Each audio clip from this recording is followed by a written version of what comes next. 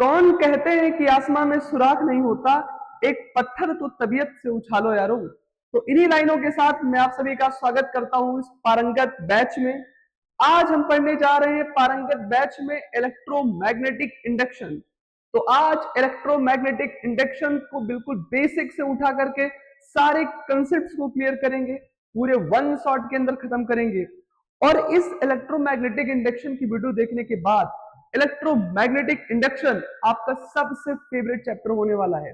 हमेशा की तरह अगर आप इस लेक्चर को पूरा देखते हो तो इस पूरे चैप्टर में आपको कोई भी डाउट नहीं बचेगा, ये मेरा आपसे वादा है, क्योंकि हम बिलीव करते हैं क्वालिटी एजुकेशन पे और लास्ट मोमेंट पे ये लेक्चर आपको बहुत हेल्प करेगा। इसमें सारे चैप्टर के क्रिस्प कंटेंट हम प्रोवाइड करा रहे हैं। तो चलिए शुरुआत करते हैं इलेक्ट्रोमैग्नेटिक इंडक्शन की। तो अगर मैं बात करूं इलेक्ट्रोमैग्नेटिक इंडक्शन का, तो इलेक्ट्रोमैग्नेटिक इंडक्शन जो चैप्टर है वो हमारे सर माइकल फैराडे जी के ऊपर है। माइकल फैराडे कौन है? माइकल फैराडे फिजिक्स की दुनिया के सबसे बलवान इंसान है। अगर फिजिक्स आप पढ़ते हो तो माइकल फैराडे को जानना बहुत जरूरी है। माइकल फैराडे की बदौलत ही आज हम इलेक्ट्रोमैग्नेटिक इंडक्शन को समझ पा रहे हैं। अगर माइकल फैराडे साहब ना होते तो इलेक्ट्रोमैग्नेटिक इंडक्शन को नहीं समझ पाते। मैंने आपको पहले बताया था कि पहले के टाइम पर इलेक्ट्रिसिटी और मैग्नेटिज्म को अलग अलग चीजें मानी जाती थी, यानी इलेक्ट्रिसिटी अलग चीज है, मैग्नेटिज्म अलग चीज है। जब माइकल फैराडे साहब और येस्टेड साहब आए, बायोसेवर्ट लोग आए, तो उन्होंने बताया कि भैया आप गलत समझ रहे हो, इलेक्ट्रिसिटी मैग्नेटिज्म एक ही माँ के दो बच्चे हैं, ये आपस में इंटर रिलेटेड है। तब लोगों को और समझ बूझ आई। तो ये बात तो हमको पता लग गई थी कि मूविंग चार्जेस, हमने क्या पढ़ाया था इससे पहले चैप्टर में, कि एक मूविंग चार्जेस अपने चारों तरफ क्या प्रोड्यूस करता है? मैग्नेटिक फील्ड प्रोड्यूस करता है। ये बात हमको भी पता है। एक मूविंग चार्जेस अपने चारों तरफ क्या प्रोड्यूस करता है? मैग्नेटिक फील्ड प्रोड्यूस करता है। अब लोगों के मन में चुल मची कि भैया अगर एक मूविंग चार्जेस अपने चारों तरफ मैग्नेटिक फील्ड प्रोड्यूस करता है, तो क्या एक मूविंग मैग्नेट, ध्यान सुनना, क्या एक मूविंग मैग्नेट इलेक्ट्रिक फील्ड को प्रोड्यूस कर सकता है? जिस प्रकार एक मूविंग चार्जेस मैग्नेटिक फील्ड को प्रोड्यूस करता है, तो इज इट पॉसिबल कि एक मूविंग मैग्नेट इलेक्ट्रिक फील्ड को प्रोड्यूस कर दे? बस वहीं से जन्म हुआ इलेक्ट्रोमैग्नेटिक इंडक्शन का। वहीं से शुरुआत हुई इलेक्ट्रोमैग्नेटिक इंडक्शन की खूबसूरत सी दुनिया की। तो इसका जवाब है yes, you can produce electric field from a moving magnet. और इसी को आज हम पढ़ेंगे इस इलेक्ट्रोमैग्नेटिक इंडक्शन में कि किस प्रकार, ये तो हमको पता था कि moving charges magnetic field produce करता है। आज देखेंगे कि कैसे मूविंग मैग्नेट, है ना, एक मूविंग मैग्नेट क्या कर सकता है? मैग्नेटिक फील्ड नहीं, मूविंग मैग्नेट प्रोड्यूस कर सकता है इलेक्ट्रिक फील्ड को। इसको मैं ठीक कर देता हूं भाई, है ना। इसी प्रकार एक मूविंग मैग्नेट क्या कर सकता है? इलेक्ट्रिक फील्ड को प्रोड्यूस कर सकता है। किसको प्रोड्यूस कर सकता है भाई? इलेक्ट्रिक फील्ड को। और ये बात हमको पता लग गई, है ना जी सर। अब ये सारी बात बताने के लिए कोई एक एक्सपेरिमेंट नहीं हुआ, कोई एक एक्सपेरिमेंट नहीं हुए, साइंटिस्टों ने अपनी पूरी पूरी लाइफ स्पेंड कर दी इसके ऊपर। आज हम आप देख करके कह देते हैं कि भैया ये सब बहुत आसान बातें हैं, लेकिन ये आसान नहीं थी। ये बात बताने के लिए फैराडे साहब ने बहुत सारी एक्सपेरिमेंट की।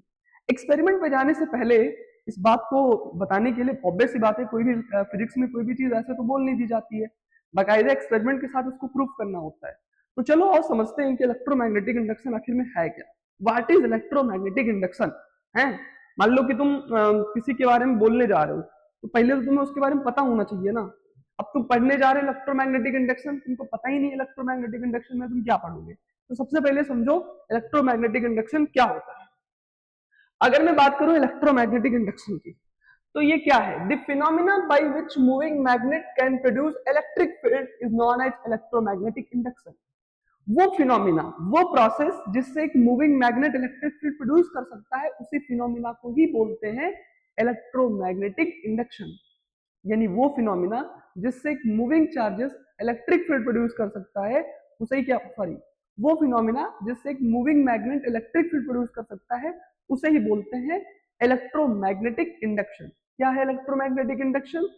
The phenomena by which moving magnet can produce electric field is known as electromagnetic induction. उसे ही क्या बोलते हैं भाई?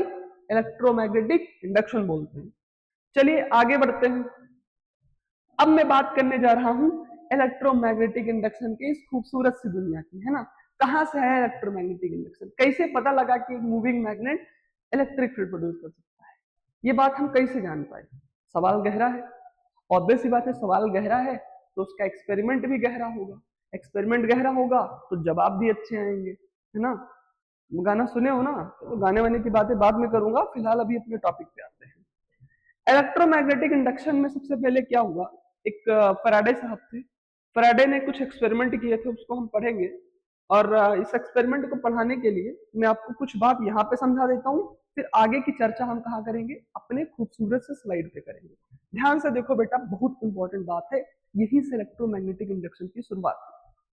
क्या हुआ, हमारे पास में एक कॉइल थी। कॉइल क्या होता है, कॉइल क्या होता है, गोल गोल करंट कैरिंग लूप बना दो, है ना। तो इसे एन टर्न्स थी, बहुत सारी कॉइल थी और उसको मैंने कोर से लपेट के रखा था। ये हमारी कॉइल है। अब इस कॉइल से कनेक्टेड था हमारा, यहाँ पे एमीटर नहीं है बेटा, यहाँ पे एक्चुअली में गैल्वेनोमीटर था। माइकल फैराडे के एक्सपेरिमेंट में क्या था, माइकल फैराडे के एक्सपेरिमेंट में गैल्वेनोमीटर लिया था उन्होंने। किसको लिया था, गैल्वेनोमीटर। गैल्वेनोमीटर क्यों लिया, क्योंकि अगर थोड़ा सा भी करंट आए इसमें तो डिफ्लेक्शन शो हो। गैल्वेनोमीटर बहुत छोटे से करंट को नापता है, एमीटर बहुत बड़े बड़े करंट को नापता है, लेकिन गैल्वेनोमीटर में अगर छोटकू सा करंट भी है ना तो उसको भी डिटेक्ट करने का काम करता है। इस वजह से यहाँ पे गैल्वेनोमीटर लिया गया। तो इस कॉइल से गैल्वेनोमीटर की निडल, इस गैल्वेनोमीटर की निडल को ऑब्जर्व किया गया। तो जब एक बार मैग्नेट को इस कॉइल के पास में लेकर के आए, है ना, ध्यान से सुनना क्या कह रहे हैं।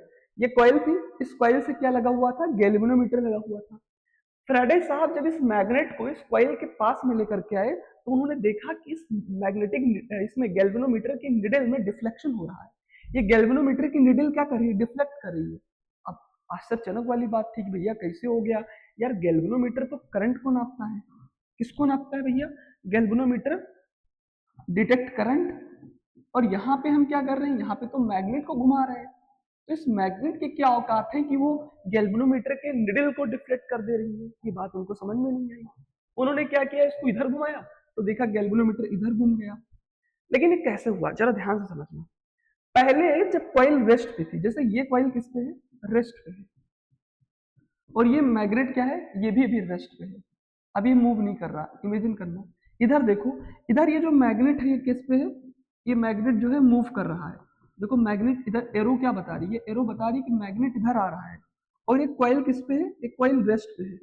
तो जब कॉइल रेस्ट पे थी और ये मैग्नेट इसके पास आ रहा था तो उन्होंने देखा, देखो पहले इसकी निडल स्ट्रेट थी, लेकिन जैसे ही बार मैग्नेट आया देखो ये गैल्वेनोमीटर की निडल डिफ्लेक्ट कर गई। देख रहे हो, देख पा रहे हो ना, क्या हुआ, जैसे इस बार मैग्नेट को इस कॉइल के पास में लेकर के आए ये निडल डिफ्लेक्ट कर गई। ऊपर वाले केस में कॉइल भी रेस्ट पे था और मैग्नेट भी रेस्ट पे था, तो कोई डिफ्लेक्शन नहीं हुआ। लेकिन दूसरी केस में हमने क्या किया, इस मैग्नेट को मूव कराया तो हमने देखा गैल्वेनोमीटर की निडल क्या हो गई, डिफ्लेक्ट कर गई। अब यहां से बात को समझ नहीं पा रहे थे, जब ये मैग्नेट इसके पास ही में था और ये रेस्ट पे था तब कोई डिफ्लेक्शन नहीं हो रहा था, लेकिन जैसे इसको मूव कराने लगे डिफ्लेक्शन होने लगा। तो यही सब किए फैराडे ने अपने एक्सपेरिमेंट में। और चल के देखते हैं कि फैराडे का एक्सपेरिमेंट एक्चुअली में था क्या, है ना। आते हैं फैराडे के पहले एक्सपेरिमेंट में। फैराडे ने अपने फर्स्ट एक्सपेरिमेंट में क्या किया, उन्होंने एक कॉइल लिया, किसको लिया, एक कॉइल को लिया, और इस कॉइल से लगाया एक गैल्वेनोमीटर को। किसको लगाया, गैल्वेनोमीटर को, है ना। अब जरा ध्यान से समझना, ये क्या है, एक गैल्वेनोमीटर है। अब ये बार मैग्नेट था, इस बार मैग्नेट को जब उन्होंने इस कॉइल से मूव कराया, ये क्या है, ये हमारा कोई कॉइल है। इस बार मैग्नेट को जब कॉइल से मूव कराया, कॉइल किस पे है, ये भी रेस्ट पे है ना, और ये बार मैग्नेट का इधर इधर की तरफ मूव कर रहा है। तो उन्होंने देखा कि इसमें क्या हुआ कि गैल्वेनोमीटर डिफ्लेक्ट कर गया, इट गेट्स डिफ्लेक्टेड, ये क्या हो गया, डिफ्लेक्ट कर गया। ये उन्होंने नोटिस किया। फिर उन्होंने क्या किया, फिर उन्होंने इस कॉइल को ऐसे ही रखा, जैसे जो कॉइल है इसको ऐसे ही रखा, ऐसे ही रखा, है ना, इस गैल्वेनोमीटर को ऐसे ही लगा रखा, है ना, ये डिफ्लेक्ट कर गया। अब इस बार मैग्नेट को अभी तक इस तरफ लेकर के जा रहे थे कॉइल के पास, अब ये कॉइल से दूर ले जाने लगे। देखो इस केस में कॉइल के पास में ले जा रहे थे तो भी गैल्वेनोमीटर क्या किया, डिफ्लेक्ट किया। अब इस कॉइल को उन्होंने ऐसे रेस्ट पे रखा, अभी भी ये कॉइल किस पे है, कॉइल ये रेस्ट पे है, कॉइल किस पे है, रेस्ट पे है, कॉइल इज एट रेस्ट। और अब ये बार मैग्नेट को इधर ले जा रहे हैं, इस तरफ इसकी वेलोसिटी कर रहे हैं। अभी भी ये कॉइल रेस्ट पे है और ये क्या कर रहे हैं, कॉइल इज एट रेस्ट, और इस बार मैग्नेट को इधर ले जा रहे हैं। फिर देख रहे हैं गैल्वेनोमीटर गेट डिफ्लेक्ट, अभी भी अब दूर ले जा रहे हैं तो भी गैल्वेनोमीटर डिफ्लेक्ट कर रहा है। मतलब कुछ समझ नहीं पा रहे थे, गैल्वेनोमीटर गेट डिफ्लेक्ट मतलब जब पास लाओ तो भी डिफ्लेक्ट होता है, दूर ले जाओ तो भी डिफ्लेक्ट करता है। पर यहाँ पे एक चीज नोटिस करने वाली थी, जब इसके पास में ला रहे थे तो ये गैल्वेनोमीटर इधर की तरफ डिफ्लेक्ट कर रहा था, लेकिन जब दूर ले जा रहे थे तो गैल्वेनोमीटर इस तरफ डिफ्लेक्ट कर रहा था। ये तुम्हें याद नहीं करना किस डायरेक्शन में, मतलब जब पास ला रहे हैं तो एक पार्टिकुलर डायरेक्शन में डिफ्लेक्ट कर रहा है, जब दूर ले जा रहे हैं तो उसके जस्ट अपोजिट डायरेक्शन में डिफ्लेक्ट कर रहा है। ये बात आपको याद रखनी है। तो galvanometer get deflect when magnet, ये इसको तो मैंने बता ही दिया, galvanometer get deflect in different direction, in different direction. इस केस में क्या हो रहा है, वो डिफरेंट डायरेक्शन में डिफ्लेक्ट कर रहा है, और इस केस में वो डिफरेंट डायरेक्शन में कर रहा था। यानी जब पास में ला रहे थे तो ये डिफ्लेक्ट कर रहा था इन a direction, in a direction. ये पहली बात थी। अब जब इसको दूर ले जा रहे हैं तो ये दूसरे डायरेक्शन में डिफ्लेक्ट कर रहा है। अब ये बात कुछ समझ नहीं पा रहे थे कि एक्चुअली में हो क्या रहा है। तब फैराडे साहब ने क्या किया, फैराडे साहब ने इलेक्ट्रोमैग्नेटिक इंडक्शन को डीप में समझने के लिए अपना सेकंड एक्सपेरिमेंट किया, है ना, सेकंड एक्सपेरिमेंट किया। अब फैराडे का सेकंड एक्सपेरिमेंट क्या था, अभी भी इन्होंने कॉइल ही लिया था, अभी भी इन्होंने क्या लिया था, कॉइल लिया था, और इस कॉइल में अभी भी उन्होंने किसको लगाया था, गैल्वेनोमीटर को लगाया था। पर बेटा इस सेटअप में इन्होंने क्या किया, इस सेटअप में इन्होंने क्या किया, एक दूसरी कॉइल लिया, एक दूसरी कॉइल लिया, है ना, और इस दूसरी कॉइल को बैटरी से कनेक्ट कर दिया। किससे कनेक्ट कर दिया, बैटरी से, या मैं कह दूं सेल से कनेक्ट कर दिया, है ना, बैटरी से कह दूं या मैं कह दूं सेल से कनेक्ट कर दिया। अब जब बैटरी से कनेक्ट कर दिया, इसका एक पॉजिटिव एक नेगेटिव टर्मिनल हो गया, ये बैटरी से कनेक्ट कर दिया, है ना, ये क्या है, ये बैटरी है। अब जिन्होंने देखा इसको बैटरी से कनेक्ट कर दिया इस कॉइल को, तो उन्होंने क्या देखा, अब जैसे देखो जब बैटरी लग गई तो इसमें करंट जाएगा इस कॉइल में, और जब ये करंट जाएगा तो ये अपना मैग्नेटिक फील्ड प्रोड्यूस कराएगा, है ना, कराएगा कि नहीं कराएगा भाई। अगर इसमें मैंने बैटरी लगा दी, इस सेटअप में हमने क्या किया, इसको मैं मिटा के सिंपल सी बात लिख देता हूँ, हमने क्या किया, इसमें बैटरी लगा दी। अब जब इसमें बैटरी लगा दी तो इसका एक टर्मिनल पॉजिटिव हो जाएगा, एक टर्मिनल इसका नेगेटिव हो जाएगा।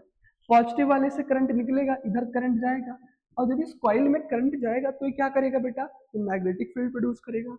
अब जब ये मैग्नेटिक फील्ड प्रोड्यूस करेगा तब उन्होंने क्या किया, इस कॉइल को मूव कराया इस तरफ, इसको रेस्ट पे रखा, ये रेस्ट पे रखा और इस कॉइल को मूव कराया। इन्होंने अगेन देखा कि गैल्वेनोमीटर क्या कर रहा है, डिफ्लेक्ट कर रहा है, गैल्वेनोमीटर क्या कर रहा है, डिफ्लेक्ट कर रहा है। यानी जब इस कॉइल को भी मूव कराया तो भी गैल्वेनोमीटर डिफ्लेक्ट कर रहा है। ऐसा क्यों, क्योंकि ये बैटरी क्या कर रही है, ये करंट जा रहा है, करंट जा रहा है तो मैग्नेटिक फील्ड प्रोड्यूस कर रहा है, और मैग्नेटिक फील्ड जब चेंज होती है तो इसमें इंड्यूस्ड ईएमएफ आता है। ये फैराडे का सेकंड एक्सपेरिमेंट था। अब इसको मैं बहुत अच्छे से समझाता हूँ। तीसरा एक्सपेरिमेंट देख लो, सारी मामले क्लियर क्लियर हो जाएंगे। तीसरा एक्सपेरिमेंट क्या था, फैराडे का तीसरा एक्सपेरिमेंट क्या था भाई, फैराडे ने तीसरे एक्सपेरिमेंट में क्या किया, फैराडे ने तीसरे एक्सपेरिमेंट में कॉइल लिया, ये कॉइल लिया उन्होंने, और इस कॉइल से अगेन गैल्वेनोमीटर को कनेक्ट किया, और इस बार उन्होंने क्या किया, इस बार उन्होंने ये जो कॉइल लगाई ना, ये जो उन्होंने अगेन एक कॉइल लिया और इस कॉइल से बैटरी लगाई, उन्होंने बैटरी लगाई, एक पॉजिटिव एक नेगेटिव, और उन्होंने बैटरी के साथ साथ इसमें लगा दी टेपिंग की। टैपिंग की मतलब की का की जानते हो ना, कि जब क्लोज हो जाएगी तो उसमें करंट फ्लो होना चालू हो जाएगा, कि जब ओपन रहेगी तो कोई करंट फ्लो नहीं करेगा। तो ये क्या है, इसको मैं बोल देता हूं टैपिंग की। टैपिंग की, टैपिंग की क्या क्या काम होता है ना, समझ गए बात को। टैपिंग की का क्या काम होता है कि जब इस टैपिंग की को मैं क्लोज कर दूंगा तो इसमें करंट पास करेगा, और करंट पास करेगा तो मैग्नेटिक फील्ड प्रोड्यूस होगी, है ना। तो ये हमारा था टैपिंग की। अब ध्यान से सुनो, वो देख रहे हैं कि जितनी देर में उस टैपिंग की को क्लोज कर रहे हैं उतनी देर गैल्वेनोमीटर डिफ्लेक्ट कर रहा है। ध्यान से सुनना, जैसे वो टैपिंग की क्लोज कर रहे हैं उतनी देर ही गैल्वेनोमीटर डिफ्लेक्ट कर रहा है। अब जैसे ही टैपिंग की बंद करते हैं तुरंत गैल्वेनोमीटर फिर डिफ्लेक्ट करता है। लेकिन एक बार बंद हो गई टैपिंग की, एक बार क्लोज हो गई टैपिंग की, या एक बार ओपन हो गई टैपिंग की, तब कोई डिफ्लेक्शन नहीं था। मैं पूरी बात को बहुत ध्यान से समझाता हूँ, मैं क्या कहना चाहता हूँ, ध्यान से समझिए। फैराडे ने क्या किया, फैराडे का जो तीसरा एक्सपेरिमेंट था, अभी तक पहले और दूसरे एक्सपेरिमेंट से बात क्या पता लगी, पहले और दूसरे एक्सपेरिमेंट से क्या बात पता लगी, हमको बताइए आप। पहले और दूसरे एक्सपेरिमेंट से, जैसे जो फैराडे का पहला एक्सपेरिमेंट था, उन्होंने कॉइल को रेस्ट पे रखा, इस मैग्नेट को मूव कराया, तो उन्होंने देखा कि कॉइल और मैग्नेट के बीच में रिलेटिव मोशन होना जरूरी है। Relative motion between coil and magnet is required to produce electric current in coil। उन्होंने देखा कि अगर हम चाहते हैं इलेक्ट्रिक करंट को प्रोड्यूस कराना तो हमें क्या कराना पड़ेगा, इन दोनों के बीच में रिलेटिव मोशन कराना पड़ेगा। एक वर्ड लिख रहा हूं, है ना, रिलेटिव मोशन। इसका क्या मतलब है, ध्यान से देखो, इसको मैंने रेस्ट पे रखा, इसको मूव कराया, तो इसके कंपैरिजन में इसमें क्या हुआ, रिलेटिव मोशन हुआ, तभी करंट आया। इसको मैंने रेस्ट पे रखा, इसको इधर मूव कराया, अगेन ये मूव कर रहा है ना, रिलेटिव मोशन हो रहा है ना, तभी इसके अंदर क्या आया, करंट आया। अच्छा, अब ऐसा भी कर सकते हो कि आप इस बार मैग्नेट को रेस्ट पे रख लो, कॉइल को मूव कराओ, तो भी कॉइल डिफ्लेक्ट करेगा। यानी ये बात उन्होंने फैराडे ने किया। आपको क्या याद रखना है कि कॉइल और मैग्नेट के बीच में रिलेटिव मोशन होना जरूरी है। आप मैग्नेट को रेस्ट पे रखो, कॉइल को मूव कराओ, तो जब कॉइल मूव करेगी तो भी क्या होगा, करंट आएगा। अब ऐसा क्यों कह रहा हूं, क्योंकि इसमें जो कंसेप्ट लगता है बेटा, लगता है कंसेप्ट मैग्नेटिक फ्लक्स का। अभी थोड़ी देर बाद आपको मैग्नेटिक फ्लक्स समझाऊंगा, पर अभी ये समझो कि कॉइल और मैग्नेट के बीच में रिलेटिव मोशन होना जरूरी था। ये फैराडे के फर्स्ट एक्सपेरिमेंट में भी था और फैराडे के सेकंड एक्सपेरिमेंट भी था। सेकंड एक्सपेरिमेंट में फैराडे ने क्या किया था, उन्होंने कॉइल तो लिया था और इस कॉइल से गैल्वेनोमीटर को भी कनेक्ट किया, पर इस बार उन्होंने दूसरी कॉइल लिया और इस दूसरी कॉइल में लगा दिया उन्होंने इसको, बैटरी को। किसको लगा दिया बेटा, बैटरी को लगा दिया। किसको लगा दिया, बैटरी को। अब जब बैटरी लगा दिया, एक बात बताओ, जब इसमें बैटरी लगा देंगे तो एक बैटरी का पॉजिटिव टर्मिनल, एक बैटरी का नेगेटिव टर्मिनल। अब इस बैटरी में करंट फ्लो करेगा, क्या फ्लो करेगा, करंट फ्लो करेगा। अब जैसे इसमें करंट फ्लो करेगा, ये मैग्नेटिक फील्ड प्रोड्यूस करेगी। अब इसको मैं रेस्ट पे रख दूं और इस कॉइल को मैं मूव करूंगा, तो ऑब्वियस सी बात है कि जो काम मैग्नेट कर रहा था वो कॉइल भी करेगी। भाई क्या फर्क पड़ता है, आप यहाँ पे मैग्नेट लगाए हो और यहाँ पे कॉइल है, पर यहाँ पे करंट तो फ्लो कर रहा है ना, प्लस पॉजिटिव नेगेटिव टर्मिनल तो है। अब जैसे इसमें करंट जाएगा, ये मैग्नेटिक फील्ड प्रोड्यूस करेगा। हाँ सर, प्रोड्यूस करेगा। अब जैसे ही देखा, तुरंत देखा इसके अंदर, जैसे ही इसमें कॉइल को मूव कराता हूँ जिसमें बैटरी लगी है, अगेन इसमें क्या कर रहा है, इट गेट डिफ्लेक्ट। ये क्या कर रहा है, डिफ्लेक्ट कर रहा है। तो यानी देख पा रहे हो, डिफ्लेक्ट कर रहा है, यानी कॉइल और मैग्नेट के बीच में रिलेटिव मोशन होना जरूरी है। अब यहाँ पे मैग्नेट नहीं था। फैराडे के सेकंड एक्सपेरिमेंट में, इन second experiment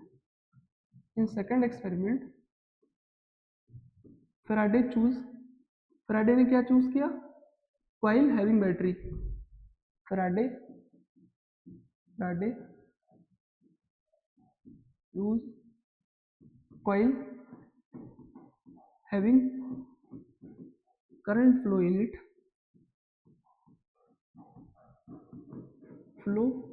it if move towards another coil, towards or away from another coil,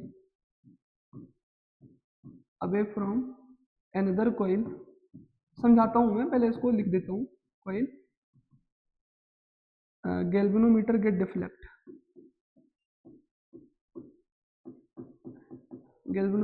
deflect, मैं क्या कह रहा हूं जरा ध्यान से समझो।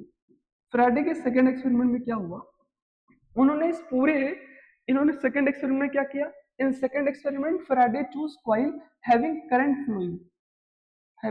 फ्लोइंग इन इट, है ना। मैं इस बात को अच्छे से लिख देता हूँ बेटा, एक सेकंड का टाइम देना, क्योंकि ये बात बहुत जरूरी है। ये बात आपको एज इट इज रिमेंबर रखनी है।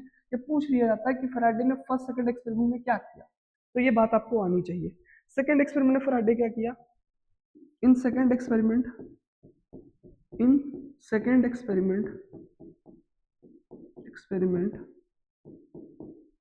Faraday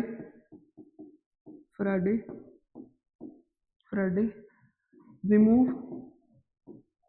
magnet and used coil having current flowing in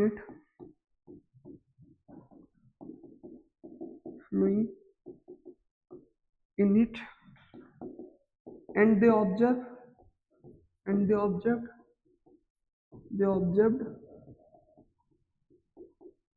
magnetic needle, sorry, galvanometer,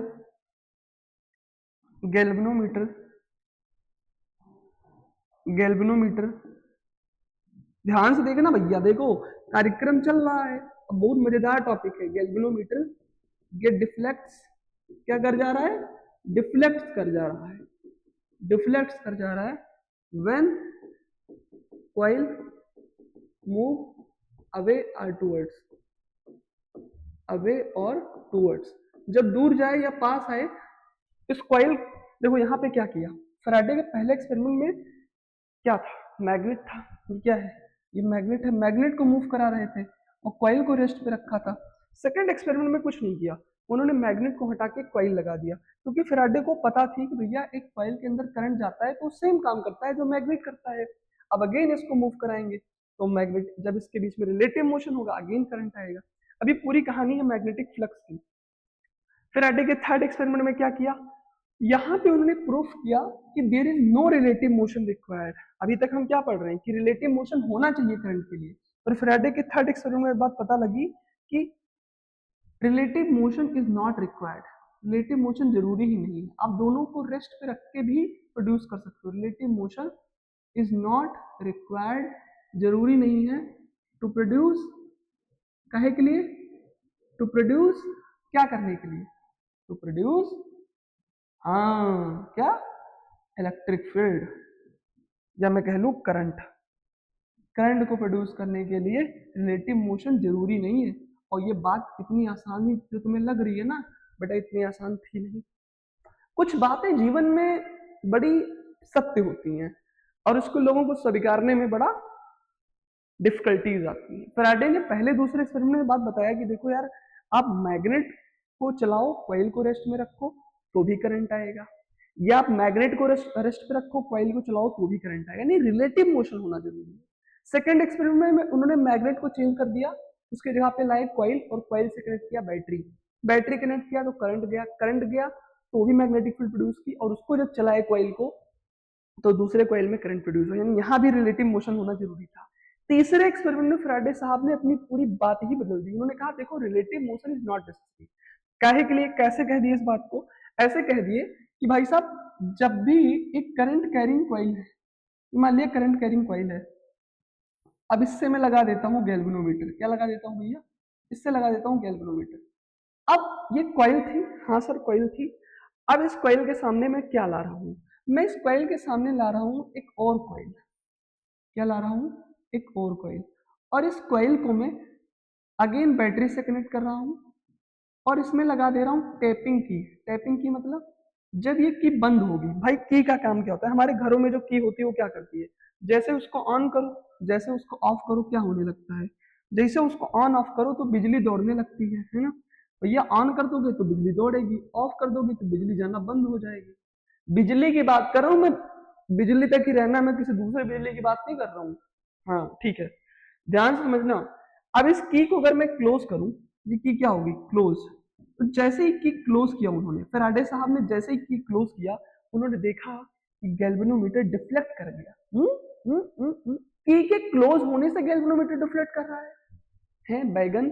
फिर उन्होंने क्या किया, फिर थोड़ी देर बाद उन्होंने क्या किया, उन्होंने इससे कॉइल लिया, ऐसे कॉइल लिया, और इस कॉइल लेने के बाद, कॉइल लेने के बाद उन्होंने क्या किया बेटा, क्या किया, उन्होंने दूसरा कॉइल लिया। अरे मास्टर सही से बोल, हाँ तुमसे पढ़ रहे हैं तो इसका मतलब भौकाल नहीं मारो, ठीक है भैया सॉरी, ध्यान से देखो।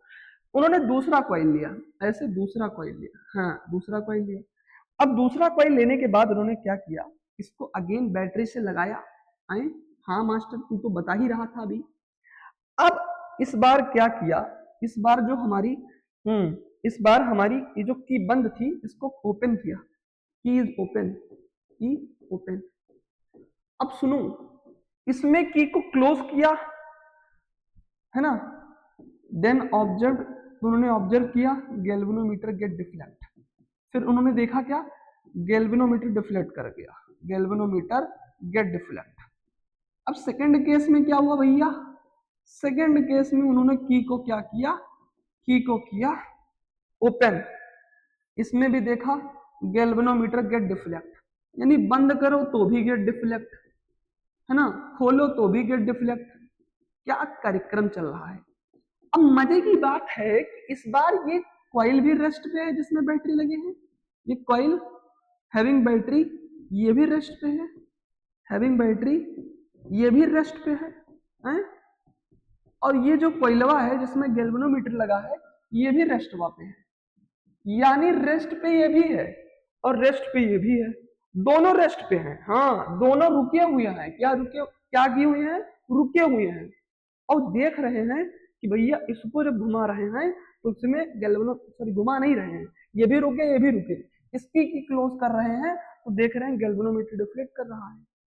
अब भैया जब की ओपन कर रहे हैं, कहे क्लोज, ओपन करो तो भी देख रहे हैं कि मैग्नेटिक गैल्वेनोमीटर डिफ्लेक्ट कर रहा है। तो ऐसा क्या हो रहा है? यानी कुछ तो लोचा है। रिलेटिव मोशन कराने से ही करंट नहीं आता है। फैराडे ने फर्स्ट सेकंड एक्सपेरिमेंट किया तो उन्हें पता लगा कि भैया क्वाइल और मैग्नेट के बीच में रिलेटिव मोशन होना चाहिए, या एक क्वाइल और दूसरे क्वाइल जिसमें बैटरी है उसके बीच में रिलेटिव मोशन होना चाहिए, तब करंट आएगा। लेकिन फैराडे के तीसरे एक्सपेरिमेंट में उन्होंने बताया कि देखो relative motion is not a लोचा। अगर आप रिलेटिव मोशन ना भी कराओ तो भी गैल्वेनोमीटर डिफ्लेक्ट कर सकता है। जब उन्होंने टेक्निक को क्लोज किया, ओपन किया, तो यहां से उन्होंने बताया, इस पूरी कहानी को जब उन्होंने किया तो उन्होंने एक लॉ दिया। इन तीनों एक्सपेरिमेंट को देखने के बाद फैराडे ने एक लॉ दिया जिसको बोला जाता है Faraday law of electromagnetic induction. ये मजेदार बात आई। यानी इतनी देर कार्यक्रम चलने के बाद अब मास्टर आपको फाइनली पढ़ाने जा रहा है Faraday law of electromagnetic induction. Faraday law of electromagnetic induction क्या कहता है कि द करंट प्रोड्यूस्ड, इसकी मैं दो डेफिनेशन लिखूंगा, पहले पूरी बात समझ। The current produced in the coil is due to the induced EMF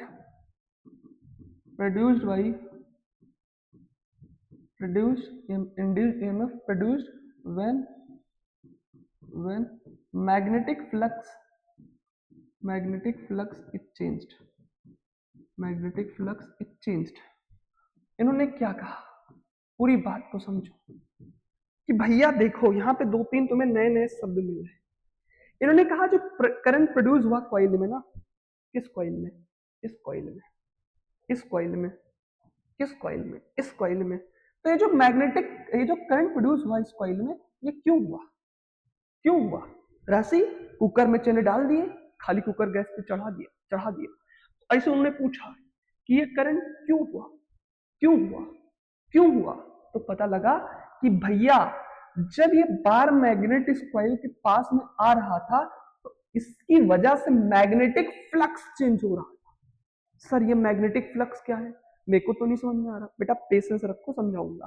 फिलहाल अभी एक वर्ड लिख रहा हूं, इस वर्ड को गौर करना, इसको याद रखना। जैसे तुमने इलेक्ट्रिक फ्लक्स पढ़ा था, वैसे एक चीज होती है जिसे बोलते हैं मैग्नेटिक फ्लक्स। अभी इसको रिमेंबर कर लो कि जब भी मैं इनके बीच में रिलेटिव मोशन करा रहा था तो इसकी वजह से मैग्नेटिक फ्लक्स चेंज हो रहा था, जिसकी वजह से एक ईएमएफ आ रहा था।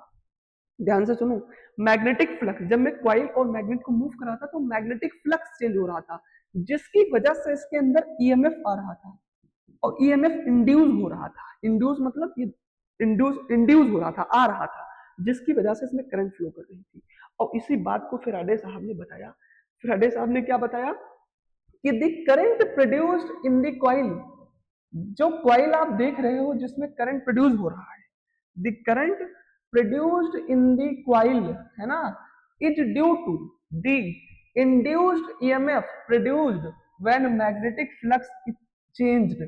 जब मैग्नेटिक फ्लक्स होता है तो उसकी वजह से इंड्यूस्ड ईएमएफ आता है, जिसकी वजह से करंट आता है।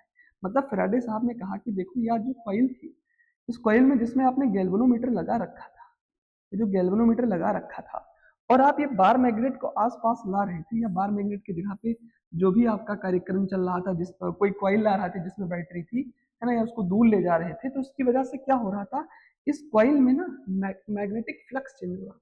ऑब्वियस सी बात है, कॉइल का अपना मैग्नेटिक फील्ड होगा।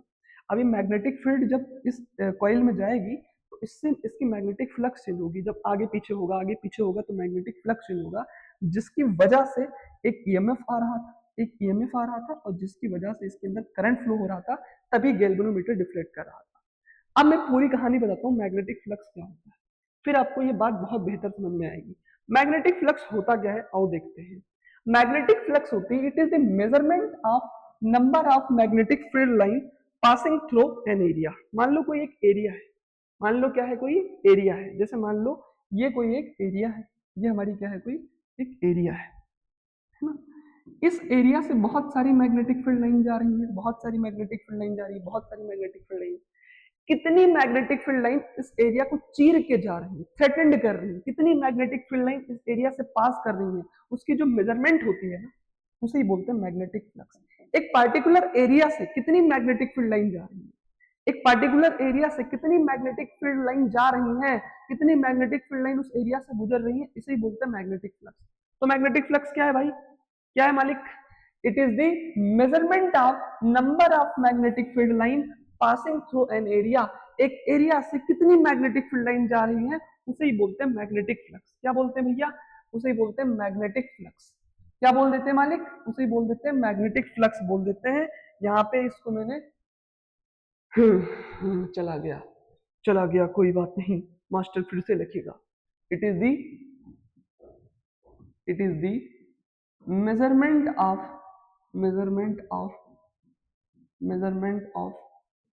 magnetic field line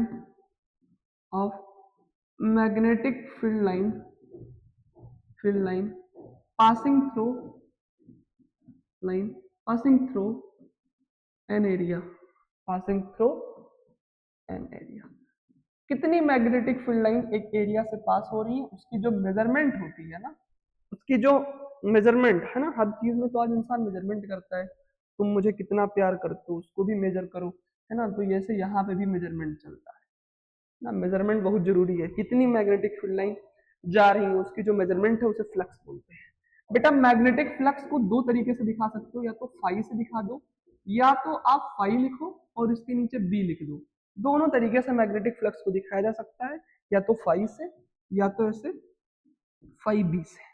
अब जरा ध्यान से समझना, मैग्नेटिक फील्ड की यूनिट की बात करें उससे पहले इसका फार्मूला देख लो। ये जो फ्लक्स होता है ना, मैग्नेटिक फ्लक्स, इसकी जो फार्मूला होती है वो होती है बी डॉट ए। क्या? B dot A. अब यहाँ पे ये ए क्या है, ये एरिया वेक्टर है। अब बेटा यहाँ पे जरा इस फार्मूले को याद रखना मालिक, है ना, इस फार्मूले को याद रखना। फाई क्या होता है बेटिया? फाई क्या होता है? फाई होता है बी डॉट ए। फाई क्या होता है मालिक? फाई होता है बी डॉट ए। क्या होता है? B dot A. यहाँ पे बेटा बी क्या है? यहाँ पे जो बी है वो है मैग्नेटिक फील्ड। बी क्या है मालिक? ये है मैग्नेटिक फील्ड। और ए क्या है? ए है एरिया वेक्टर। ए क्या है बेटा? Area vector. हाँ, एरिया वेक्टर जानना बहुत जरूरी है। जैसे मैं आपको अपना फोन लेता हूं, इस फोन को लूं, अब ऐसे मान लो मैग्नेटिक फील्ड लाइन इसको चीर के ऐसे से जा रही है, ऐसे लाइन घुस रही है और मेरा फोन को चीर के बाहर जा रही है। अब मैं पूछूं इसका एरिया वेक्टर किधर होगा, तो इसका एरिया वेक्टर परपेंडिकुलर होता है। अगर आपके सामने ऐसे है और इधर से मैग्नेटिक फील्ड लाइन जा रही है, आपके पास जा रही है, तो इसका एरिया वेक्टर इसके जस्ट परपेंडिकुलर, जहां 90 डिग्री का एंगल बन रहा है, ये जो 90 डिग्री का एंगल बन रहा है यही एरिया वेक्टर है। जैसे इसका जो एरिया वेक्टर होगा बेटा वो आपकी तरफ होगा, बाहर की तरफ होगा, या तो अंदर की तरफ होगा, यानी एरिया वेक्टर हमेशा परपेंडिकुलर होता है। ठीक है, ये बात याद रखना। ठीक है, हाँ। अब जरा ध्यान से समझो, ये सब बातें अगर नहीं भी आती हैं तो भी कोई बात नहीं। मैग्नेटिक फ्लक्स क्या होता है? बी डॉट ए, है ना। अब इसकी यूनिट के बारे में चर्चा करते हैं। बी क्या है? Magnetic field. ए क्या है? Area vector. अगर मैं बात करूं मैग्नेटिक फ्लक्स की, तो मैग्नेटिक फ्लक्स हमको ये बताता है कि भैया एक एरिया से कितनी मैग्नेटिक फील्ड लाइन जा रही है, उसकी जो मेजरमेंट है उसे बोल देते हैं मैग्नेटिक फ्लक्स। ये जो फ्लक्स का फार्मूला सर आपने पढ़ाया, ये पढ़ाया बी डॉट ए। अच्छा बेटा एक बात बताओ, ये अगर मैं इसको हटाऊं, इस क्रॉस के साइन को हटाऊं, तो क्या हो जाएगा? बी ए कॉस थीटा हो जाएगा कि नहीं हो जाएगा? तो कई बार इसको ये भी लिखा जाता है। और अगर थीटा इक्वल टू 0 डिग्री हो जाए तो क्या हो जाएगा? तो फाइव हो जाएगा बी ए, है ना। कॉस थीटा 0 तो 0 1 होता है, तो फाइव इक्वल टू क्या हो जाएगा? बी ए। अब इसकी एसआई यूनिट के बारे में चर्चा कर लेते हैं। इसकी एसआई यूनिट क्या होगी, है ना। ध्यान से बताओ, वेबर की तुमने मैग्नेटिक फील्ड की यूनिट क्या पढ़ी है? सर ये जो मैग्नेटिक फील्ड होती है ये तो होती है वेबर पर मीटर स्क्वायर, आपने पढ़ाया था। और जो एरिया होती है वो होती है मीटर स्क्वायर। तो अगर मैं यहाँ पे अगर फ्लक्स की यूनिट चाहिए तो मैग्नेटिक फील्ड की यूनिट क्या होती है? Weber per metre square. और एरिया की यूनिट क्या होती है? Metre square. तो मीटर स्क्वायर से मीटर स्क्वायर कट जाएगा, तो जो 5 यूनिट आएगी वो वेबर आएगी, है ना। इसको क्या बोलते हैं? वेबर। यानी मैग्नेटिक फील्ड क्या होती है? Weber per metre square. Area क्या होती है? मीटर स्क्वायर कट जाएगा तो क्या आ जाएगा? वेबर आ जाएगा। तो यानी कि एसआई यूनिट मैं कह सकता हूं, इसको याद रखना, SI unit of magnetic flux अब 5V मतलब मैग्नेटिक फ्लक्स कितना होता है बेटा? इज होती है weber per metre square. Sorry, weber क्या होती है? वेबर होती है, वेबर, है ना, वेबर। इसको आपको याद रखना है मालिक। क्या करना है? याद रखना है। अब कुछ एक दो सवाल करते हैं मैग्नेटिक फ्लक्स के ऊपर, जो एग्जैक्ट आपके एग्जाम में क्वेश्चन आते हैं, बहुत आसान सवाल होते हैं। आओ मैं करवाता हूँ आपसे। मैग्नेटिक फील्ड कैलकुलेट करने को बोलता है, मैग्नेटिक फ्लक्स कैलकुलेट करने को बोलता है। तो क्वेश्चन क्या है? क्वेश्चन है कैलकुलेट, कैलकुलेट। इस क्वेश्चन को सब लोग अटेम्प्ट करना है, ऐसे क्वेश्चन बहुत आते हैं बेटा। Calculate magnetic flux, calculate magnetic flux in a region, in a region where magnetic field B यानी magnetic field is magnetic field is 2I cap plus 3J cap plus 2K cap and area vector and area is 2J cap plus 3K cap। यहाँ पे तुम्हें क्या करना है? इसकी magnetic field calculate करनी है ना। क्या तुम्हें गिवन है? गिवन है कि कोई एक रीजन है, कोई एक जगह है, कोई एक रीजन है जहां पे तुम्हें क्या बताया गया है? जहां की तुम्हें मैग्नेटिक फील्ड पता है। कितनी मैग्नेटिक फील्ड है वहां की? वहां की है 2I cap plus 3J cap plus 2K cap, वहां की मैग्नेटिक फील्ड है। और वहां का एरिया कितना गिवन है? 2J कैप, कितना एरिया गिवन है? 2J cap plus 3K cap. अब तुमसे क्या पूछा है कि तुम मैग्नेटिक फ्लक्स बताओ। यहाँ पे एक काम और कर लेता हूँ, यहाँ पे 4I कैप भी कर लेता हूँ, उल्टा सीधा कर लेता हूँ। और एरिया कितना है? 4I cap. अब जरा ध्यान से समझो, जब भी तुम्हें कभी ऐसा क्वेश्चन मिले, है ना, तो तुम्हें क्या निकालना है? फ्लक्स। तो फ्लक्स क्या होता है सर? ये तो होता है B डॉट A। यानी इसका हमें क्या करना है? डॉट प्रोडक्ट करना है। जब भी डॉट प्रोडक्ट करते हैं तो ये रूल होता है, जिसको नहीं पता समझो, आई को आई से मल्टीप्लाई करते हैं, जे को जे से करते हैं, के को के से करते हैं। तो जैसे ये आई जे के फॉर्म में दिख रहा है, आई जे के, इसको मैं अरेंज कर लेता हूँ, इसको मैं रीअरेंज कर लेता हूँ। क्या कर लेता हूँ? रीअरेंज। इसको भी आई जे के फॉर्म में कर लेता हूँ, आसानी होगी। जैसे रीअरेंज करूंगा तो 4I कैप क्या हो जाएगा? 4I cap plus 2J cap, 2J cap, और ये क्या हो जाएगा? 3K cap. क्या हो जाएगा? 3K cap. अब जरा ध्यान से देखो, हम करेंगे मैग्नेटिक फ्लक्स और मैग्नेटिक फील्ड और एरिया का डॉट प्रोडक्ट। तो मैग्नेटिक फील्ड कितनी है? 2I cap plus 3J cap plus 2K cap. इसका डॉट प्रोडक्ट कर रहे हैं किसके साथ में? 4I cap plus 2J cap plus 3K cap. अब सुनो, डॉट प्रोडक्ट का एक रूल होता है बेटा, आई को आई से मल्टीप्लाई करोगे तो 1 हो जाएगा, जे को जे से मल्टीप्लाई करोगे तो 1 हो जाएगा, के को के कैप से मल्टीप्लाई करोगे तो 1 हो जाएगा। तो 2I कैप को 4I कैप से मल्टीप्लाई करेंगे तो 8 हो जाएगा। और ये आई कैप हट जाता है, डॉट प्रोडक्ट का रूल होता है। आई को आई में करोगे और आई 1 हो जाएगा। आई आई वेक्टर का आई से करोगे तो इसका मैग्नीट्यूड 1 होता है, जे का जे के साथ करोगे तो इसका भी मैग्नीट्यूड 1 होता है, और के कैप का के कैप के साथ डॉट प्रोडक्ट करोगे तो इसका भी मैग्नीट्यूड 1 होता है। तो आई का आई से किया 1 हो गया, और 2 4 जा 8, 8 1 जा 8। 3 का 2 से करेंगे तो कितना हो जाएगा? 6। और 2 का 3 से करेंगे तो अगेन 6। इसको जोड़ लो, 8 2 10 4 14 26, यानी 20 फ्लक्स आ रहा है, 20 वेबर, है ना। ऐसे आप क्वेश्चन को कर सकते हो, ठीक है, बहुत आसान क्वेश्चन था, ऐसे क्वेश्चन आते हैं बेटा। आगे बढ़ते हैं, चलिए मैग्नेटिक फ्लक्स समझ में आ गया। अब फैराडे के लॉ ऑफ इलेक्ट्रोमैग्नेटिक इंडक्शन को एक बार और देखते हैं, फिर आगे चलते हैं। तो Faraday law of electromagnetic induction यही कहा कि जब भी, अब ये जब मैग्नेट आ रहा था, तो ऑब्वियस सी बात है इससे बहुत सारी मैग्नेटिक फील्ड लाइन निकलती है, ऑब्वियस सी बात है नॉर्थ पोल से चलती है, साउथ पोल पे टर्मिनेट करती है, बहुत सारी मैग्नेटिक फील्ड लाइन निकलती है। अब जब मैग्नेटिक फील्ड लाइन निकलती हैं तो इसकी वजह से इस कॉइल के अंदर मैग्नेटिक फ्लक्स चेंज होता है, और जब मैग्नेटिक फ्लक्स चेंज होता है तब एक ईएमएफ आता है, उसी ईएमएफ की वजह से करंट आता है। यानी कि अगर हम पूरी बात बताएं, फैराडे के तीसरे एक्सपेरिमेंट में क्या हुआ, उन्होंने रिलेटिव मोशन नहीं कराया था, की को ओपन क्लोज किया था, तो भी क्या हुआ था बेटा, जितनी देर में ओपन और की कर रहे थे ना, ओपन और क्लोज, उतनी देर में उसका मैग्नेटिक फ्लक्स चेंज होता था। तो यानी ये बात समझ में आई, कुल मिलाकर अगर मैं साफ शब्दों में कहूँ तो क्या समझ में आया, ये समझ में आया कि क्या समझ में आया कि ये बात समझ में आई कि change in magnetic flux is required, change in magnetic flux is required, magnetic flux में चेंज जरूरी है, इज रिक्वायर्ड। तो फैराडे ने एक लॉ दिया, फैराडे ने क्या लॉ दिया मैं बताता हूँ ना, फैराडे ने एक लॉ दिया, इस लॉ को मैं समझाता हूँ। फैराडे ने कहा, फैराडे का जो सच में लॉ था वो क्या था, मैं आपको बताता हूँ। फैराडे का जो लॉ था वो क्या था, उनका लॉ ये था, ये तो मैंने आपको समझाया था वैसे ही। इन्होंने कहा, फैराडे का लॉ क्या है, the induced EMF, the induced EMF in a coil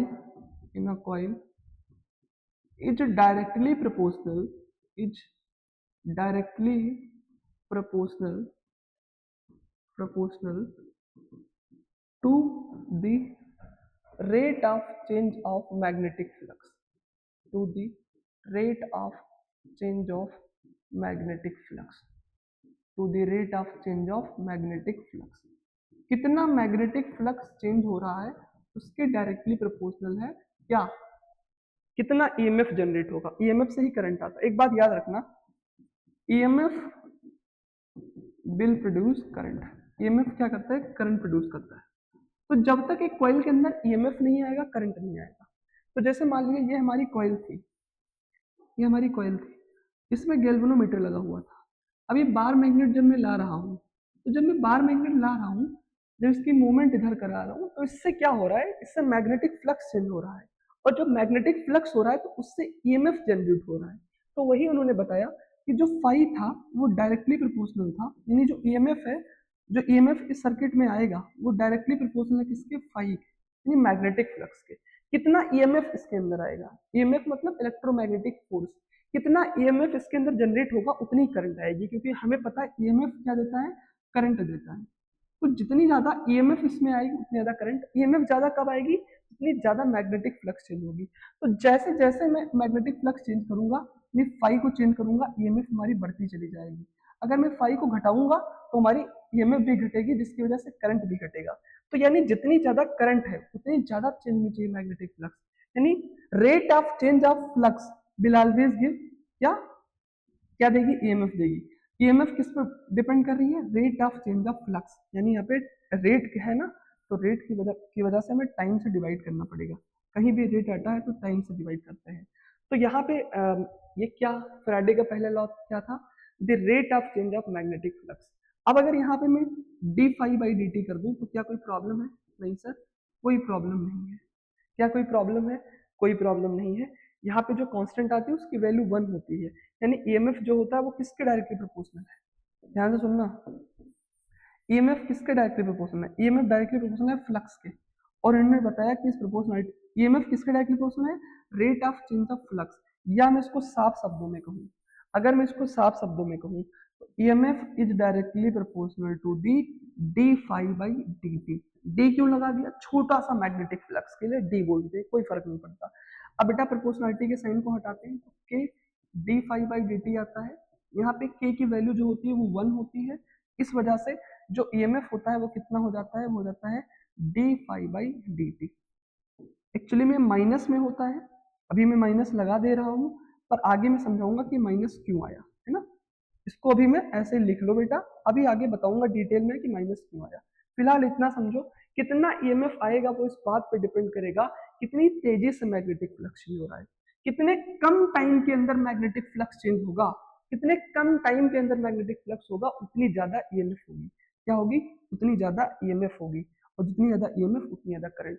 यानी जो पूरा एक्सपेरिमेंट था इसको मैं समराइज करूं तो मैं ये कहूंगा कि जितनी ज्यादा मैग्नेटिक फ्लक्स में चेंज होगी जितने कम समय के अंदर उतनी ज्यादा ईएमएफ। देखो d∅/dt है, रेट मतलब होता है टाइम से डिवाइड कर दो, कितनी मैग्नेटिक फ्लक्स कितने टाइम के अंदर चेंज होगी उतनी ज्यादा ईएमएफ। जितना कम टाइम होगा, जितने कम टाइम में जितनी ज्यादा मैग्नेटिक फ्लक्स चेंज होगी उतना ज्यादा ईएमएफ होगा। बात को समझ पा रहे हो? और जितनी ज्यादा ईएमएफ उतनी ज्यादा करंट। तो मतलब ये बात समझ में आ गई कि भैया ईएमएफ का खेल है। जब हम मैग्नेटिक फ्लक्स को चेंज करते हैं तो कुछ नहीं होता है, उसमें ईएमएफ जनरेट होता है। ठीक है, अब अच्छा मान लो अगर यहाँ पे एन टर्न हो, जैसे यहाँ पे एन टर्न है, कॉइल के एन टर्न है, तो अगर फॉर एन टर्न कितनी ईएमएफ इंड्यूस होगी? तो यहाँ पे बहुत सारे टर्न है, तो ईएमएफ इक्वल टू हो जाएगा माइनस एन d∅/dt। यहाँ पे क्या हो जाएगा? Minus N d∅/dt। ये है हमारा ईएमएफ। बात समझ में आया? हाँ सर, ये बात समझ आ गई। एवरेज एंड इंस्टेंटेनियस ईएमएफ, दो तरीके के ईएमएफ होते हैं। कौन कौन ईएमएफ होते हैं? एक होता है एवरेज ईएमएफ, एक होता है इंस्टेंटेनियस ईएमएफ। एवरेज ईएमएफ, क्या क्या बोल रहा हूं मैं? बोल रहा हूं एवरेज ईएमएफ, और एक होता है इंस्टेंटेनियस ईएमएफ। एक कैसा होता है भैया? एक होता है instantaneous EMF. Instantaneous EMF, instantaneous EMF क्या होता है, एवरेज ईएमएफ क्या होता है बताता हूँ। जैसे आपने इंस्टेंटेनियस वेलोसिटी, एवरेज वेलोसिटी पढ़ी है, सेम ऐसे ये भी होता है। एवरेज ईएमएफ मतलब होता है डेल ई, है ना, एवरेज ईएमएफ। अब जैसे मान लो मैं ईएमएफ लिखूं del∅/del t, तो इससे जो आएगा वो एवरेज ईएमएफ आएगा। अगर मैं लिखूं ईएमएफ इक्वल टू d∅/dt, है ना, तो ये हमारा इंस्टेंटेनियस ईएमएफ है। ये हमारा क्या है? इंस्टेंटेनियस ईएमएफ है। और ये हमारा क्या है? Instantaneous EMF. और ये हमारा क्या है? Average EMF. ये हमारा क्या है? Average EMF. ऐसा क्यों बोल रहे हो मास्टर? क्योंकि बेटा ये बात आप अगर क्लास 12 में तो आपको पता होनी चाहिए कि डेल का मतलब होता है बहुत ही लार्ज चेंज, है ना, बहुत ही लार्ज चेंज।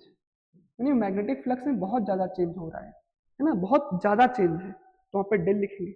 छोटा सा फ्लक्स में चेंज है, इसी इंस्टेंट पे पार्टिकुलर 2 सेकंड पे कितना ईएमएफ चेंज हुआ, 2 सेकंड पे कितना फ्लक्स चेंज हुआ, उससे उसके लिए लगाते हैं डी। तो जो डी होता है वो इंस्टेंटेनियस ईएमएफ होता है। अब अगेन मान लो फॉर एन टर्न पूछूं, फॉर एन टर्न बताओ, एन टर्न के लिए बताओ ईएमएफ, तो ईएमएफ इक्वल टू हो जाएगा माइनस एन। एक्चुअली यहाँ पे माइनस लगा रहता है, माइनस लगा लेना, माइनस क्यों होता है मैं भी आगे बताऊंगा। Minus N d∅/dt, minus N del∅/dt ऊपर हो जाएगा, क्या हो जाएगा? del∅/del t। और अगर मैं इंस्टेंटेनियस की बात करूं तो माइनस एन d∅/dt, क्या हो जाएगा? d∅/dt, है ना। ये बात आपको याद रखनी है। ये क्या है? For N turn. N turn के लिए एवरेज ईएमएफ चाहिए तो ये, इंस्टेंटेनियस ईएमएफ चाहिए तो ये ना, ये आपको एज इट इज याद रखना है। हालांकि यहाँ से सवाल नहीं आते हैं, सवाल तो आपका इसी से हो जाएगा, सिर्फ ये पता होना चाहिए, पर खैर आप याद रख सकते हो। यानी कुल मिलाकर के ऊपर क्वेश्चन, इसमें गिवन क्या है बेटा, इसको देखते हैं। जो गिवन है वो हमें इस क्वेश्चन में क्या दिया गया है, इसको जरा ध्यान से देखो। एक कॉइल है जिसकी एरिया गिवन है हमको, कितनी है? 0.5 मीटर स्क्वायर। और बेटा क्या है, ये मैग्नेटिक फील्ड के अंदर रखी गई है, उस मैग्नेटिक फील्ड की वैल्यू गिवन है 0.5 टी स्क्वायर प्लस 2t, ये हमें गिवन है। हमसे पूछ रहे हैं कि बताओ ईएमएफ कितना होगा। ईएमएफ का फॉर्मूला हमको पता है, d∅/dt होता है बेटा, है ना, हम इसकी मैग्नीट्यूड की चर्चा कर रहे हैं। और फाई बराबर क्या होता है? फाई बराबर होता है ba, है ना, तो मैं ba/dt लिख देता हूँ। अब बेटा इसकी एरिया तो कांस्टेंट है, देखो 0.5 मीटर स्क्वायर, तो अगर एरिया कांस्टेंट और डिफरेंशिएशन से बाहर आ जाएगा, ईएमएफ कितना हो जाएगा? ईएमएफ हो जाएगा a और dB/dt, है ना। भाई एरिया हमें गिवन है, एरिया तो हमारी कांस्टेंट है, एरिया हमें गिवन थी 0.5 मीटर स्क्वायर, और ये क्या है? तो चेंज नहीं हो रही है ना, ये तो कांस्टेंट है। तो जो चीज कांस्टेंट रहती है उसको डिफरेंशिएशन से बाहर ले लेते हैं, तो ये हो जाएगा dB/dt। बेटा अगर तुम ध्यान से देखो तो v की वैल्यू हमें गिवन है, v कितना है बताओ? d, और v कितना है? ये गिवन है 0.5 टी स्क्वायर है ना प्लस 2t, इसका डिफरेंशिएशन कर रहे हैं हम dt के साथ। अब जब बेटा इसका डिफरेंशिएशन करेंगे तो मैं साफ साफ बताऊं, जब इसका डिफरेंशिएशन होगा है ना, इसका डिफरेंशिएशन होगा तो कितना आएगा, ये 2 बाहर आ जाएगा है ना, 2 बाहर आ जाएगा तो कितना हो जाएगा 2 इंटू है ना, यहाँ पे डिफरेंशिएशन कर रहे हैं dv बाई dt का, dv बाई dt करेंगे तो हमारा इधर ही कर लेता हूँ मैं, dv बाई dt करेंगे किसका, इसका, इसको मैं इधर ही करके फिर इसमें वैल्यू पुट करता हूँ, कितना गिवन था 0.5 टी स्क्वायर प्लस 2t, इसका डिफरेंशिएशन करेंगे बेटा तो यहाँ पे कितना हो जाएगा 10 हो जाएगा, और इधर आएगा ये तो 2 2 5 जा 10, 10 से 10 कट जाएगा, यहाँ पे बचेगा केवल t है ना। डिफरेंशिएशन समझ पा रहे हो कैसे किया, ये 2 बाहर आएगा तो कितना हो जाएगा बेटा, ये हो जाएगा 2 इंटू 5, और ये 2 बाहर आ गया तो बचेगा t, और t अपान क्या हो जाएगा बेटा, यहाँ पे हो जाएगा 10, और 10 से 10 कट जाएगा तो बचेगा केवल t, यहाँ पे क्या बचा केवल t, और यहाँ पे 2t है तो 2t का डिफरेंशिएशन क्या हो जाएगा 2 हो जाएगा, t तो हट ही जाएगा, t प्लस 2 आएगा। मैं इसको फिर से करता हूँ, फिर से समझाता हूँ, जरा ध्यान से समझो, डिफरेंशिएशन है जरूरी चीज है। क्या है बेटा, हमें गिवन था, हम निकाल रहे हैं dB by dt, magnetic field हमको गिवन है 0.5 टी स्क्वायर प्लस 2t। एक बात बताओ, पॉइंट हटाएंगे तो 10 लगाएंगे, अभी बाहर आएगा तो हो जाएगा 10, 2 5 जा 10, और यहाँ पे बचेगा t बाई 10 प्लस ये 2 हो जाएगा, 10 से 10 कट जाएगा, dB बाई dt कितना हो जाएगा, इसकी जो वैल्यू हो जाएगी वो हो जाएगी t प्लस 2, कितना t प्लस 2, तो ये कितना हो जाएगा t प्लस 2। अब इसकी एरिया कितनी गिवन है बेटा, कितने सेकंड पे हमको चाहिए, t इक्वल टू 1 पे, तब जब यहाँ पे इसकी वैल्यू 1 पुट करेंगे तो 1 प्लस 2, और यहाँ पे हो जाएगा एरिया इंटू 3, एरिया कितनी है 0.5 और ये कितना है 3, बेटा इसको हटाऊंगा तो 5 है 15 और 15 और 10, इसको जब मैं सॉल्व करूंगा तो इसका जो EMF आएगा है ना, EMF जो आएगा इसका जो मैग्नीट्यूड निकाल रहा हूँ मैं इसका मैग्नीट्यूड निकालूंगा तो 3 5 जा 10, ये पॉइंट आया तो नीचे 10 आया तो हो जाएगा 3 5 जा 15, 15 बाई 10, तो यहाँ मैं इसको लिख सकता हूँ 1.5, और क्या निकाल रहा हूँ EMF, तो इसका EMF कितना आ जाएगा बेटा 1.5 आ जाएगा, ठीक है 1.5 वोल्ट, EMF की यूनिट वोल्टेज की वैसे होती है, तो 1.5 वोल्ट इसका EMF आएगा, ठीक है। आगे बढ़ते हैं और लेंज लॉ पे आते हैं। ये जो मैंने माइनस लगाया था आपने देखा होगा, EMF के आगे मैं लगा देता था माइनस m d∅dt, या मैं लिख देता था EMF equal to minus d∅dt। ये माइनस क्यों आया, ये बेटा जो यहाँ पे माइनस है ना, ये यही बताता है, ये लेंज लॉ की वजह से आया। इस पूरी कहानी को समझो, ये माइनस क्यों लगता है, यही लेंज लॉ बताता है।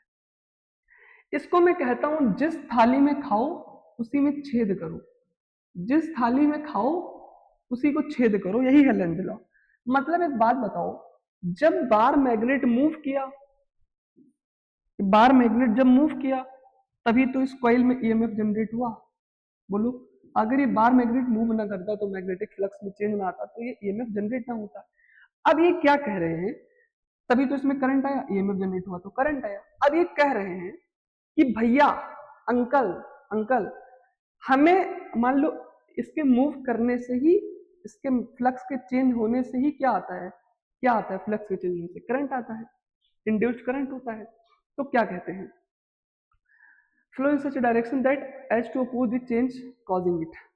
हाँ, इस लाइन को जरा पढ़ो फिर मैं समझाता हूँ। The current flowing in circuit produced by an EMF always flow in such direction as to oppose the change causing it। भैया जो फ्लक्स हो रहा है ना, जो फ्लक्स इसका बढ़ रहा है, जो फ्लक्स चेंज हो रहा है, ये हमेशा उसके अपोज करने का काम होता है। यानी मैग्नेटिक फ्लक्स के चेंज होने से EMF आता है, ये चाहता है कि magnetic flux change opposite direction में हो। तो ये क्या कर लेता है, लेंज लॉ क्या कहता है, तुम भाई जरा ध्यान से समझो।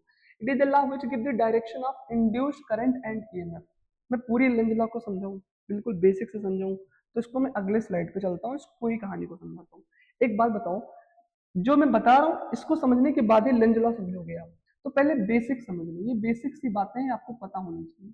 एक बात बताओ, इस करंट में ये मान लो कोई कॉइल है, और इस कॉइल में अगर क्लॉक वाइज करंट जा रहा है, जितना बोलना उसको जरा समझना, इसमें क्या कर रहा है, current is flowing clockwise, current is flowing clockwise. इसमें करंट कैसे फ्लो कर रहा है भैया, इसमें जो करंट फ्लो कर रहा है वो क्लॉकवाइज फ्लो कर रहा है, कैसा फ्लो कर रहा है, क्लॉकवाइज।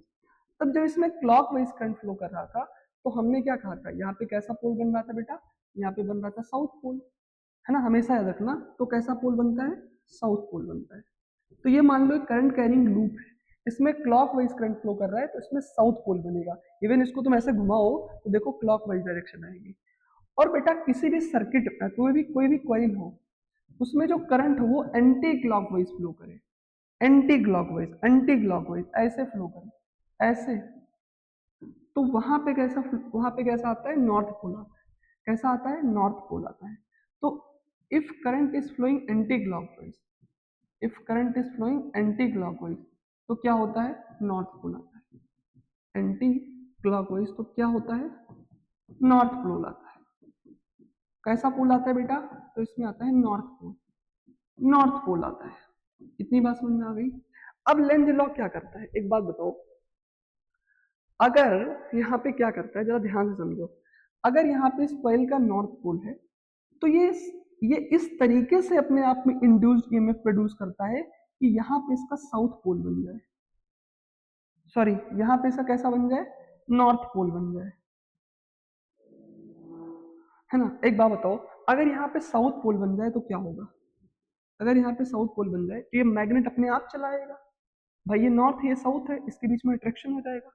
लेंज लॉ ये नहीं चाहता है। लेंज साहब ने बताया कि जो ईएमएफ है चाहता ही नहीं है कि इसके पास आए, कौन, बार मैग्नेट।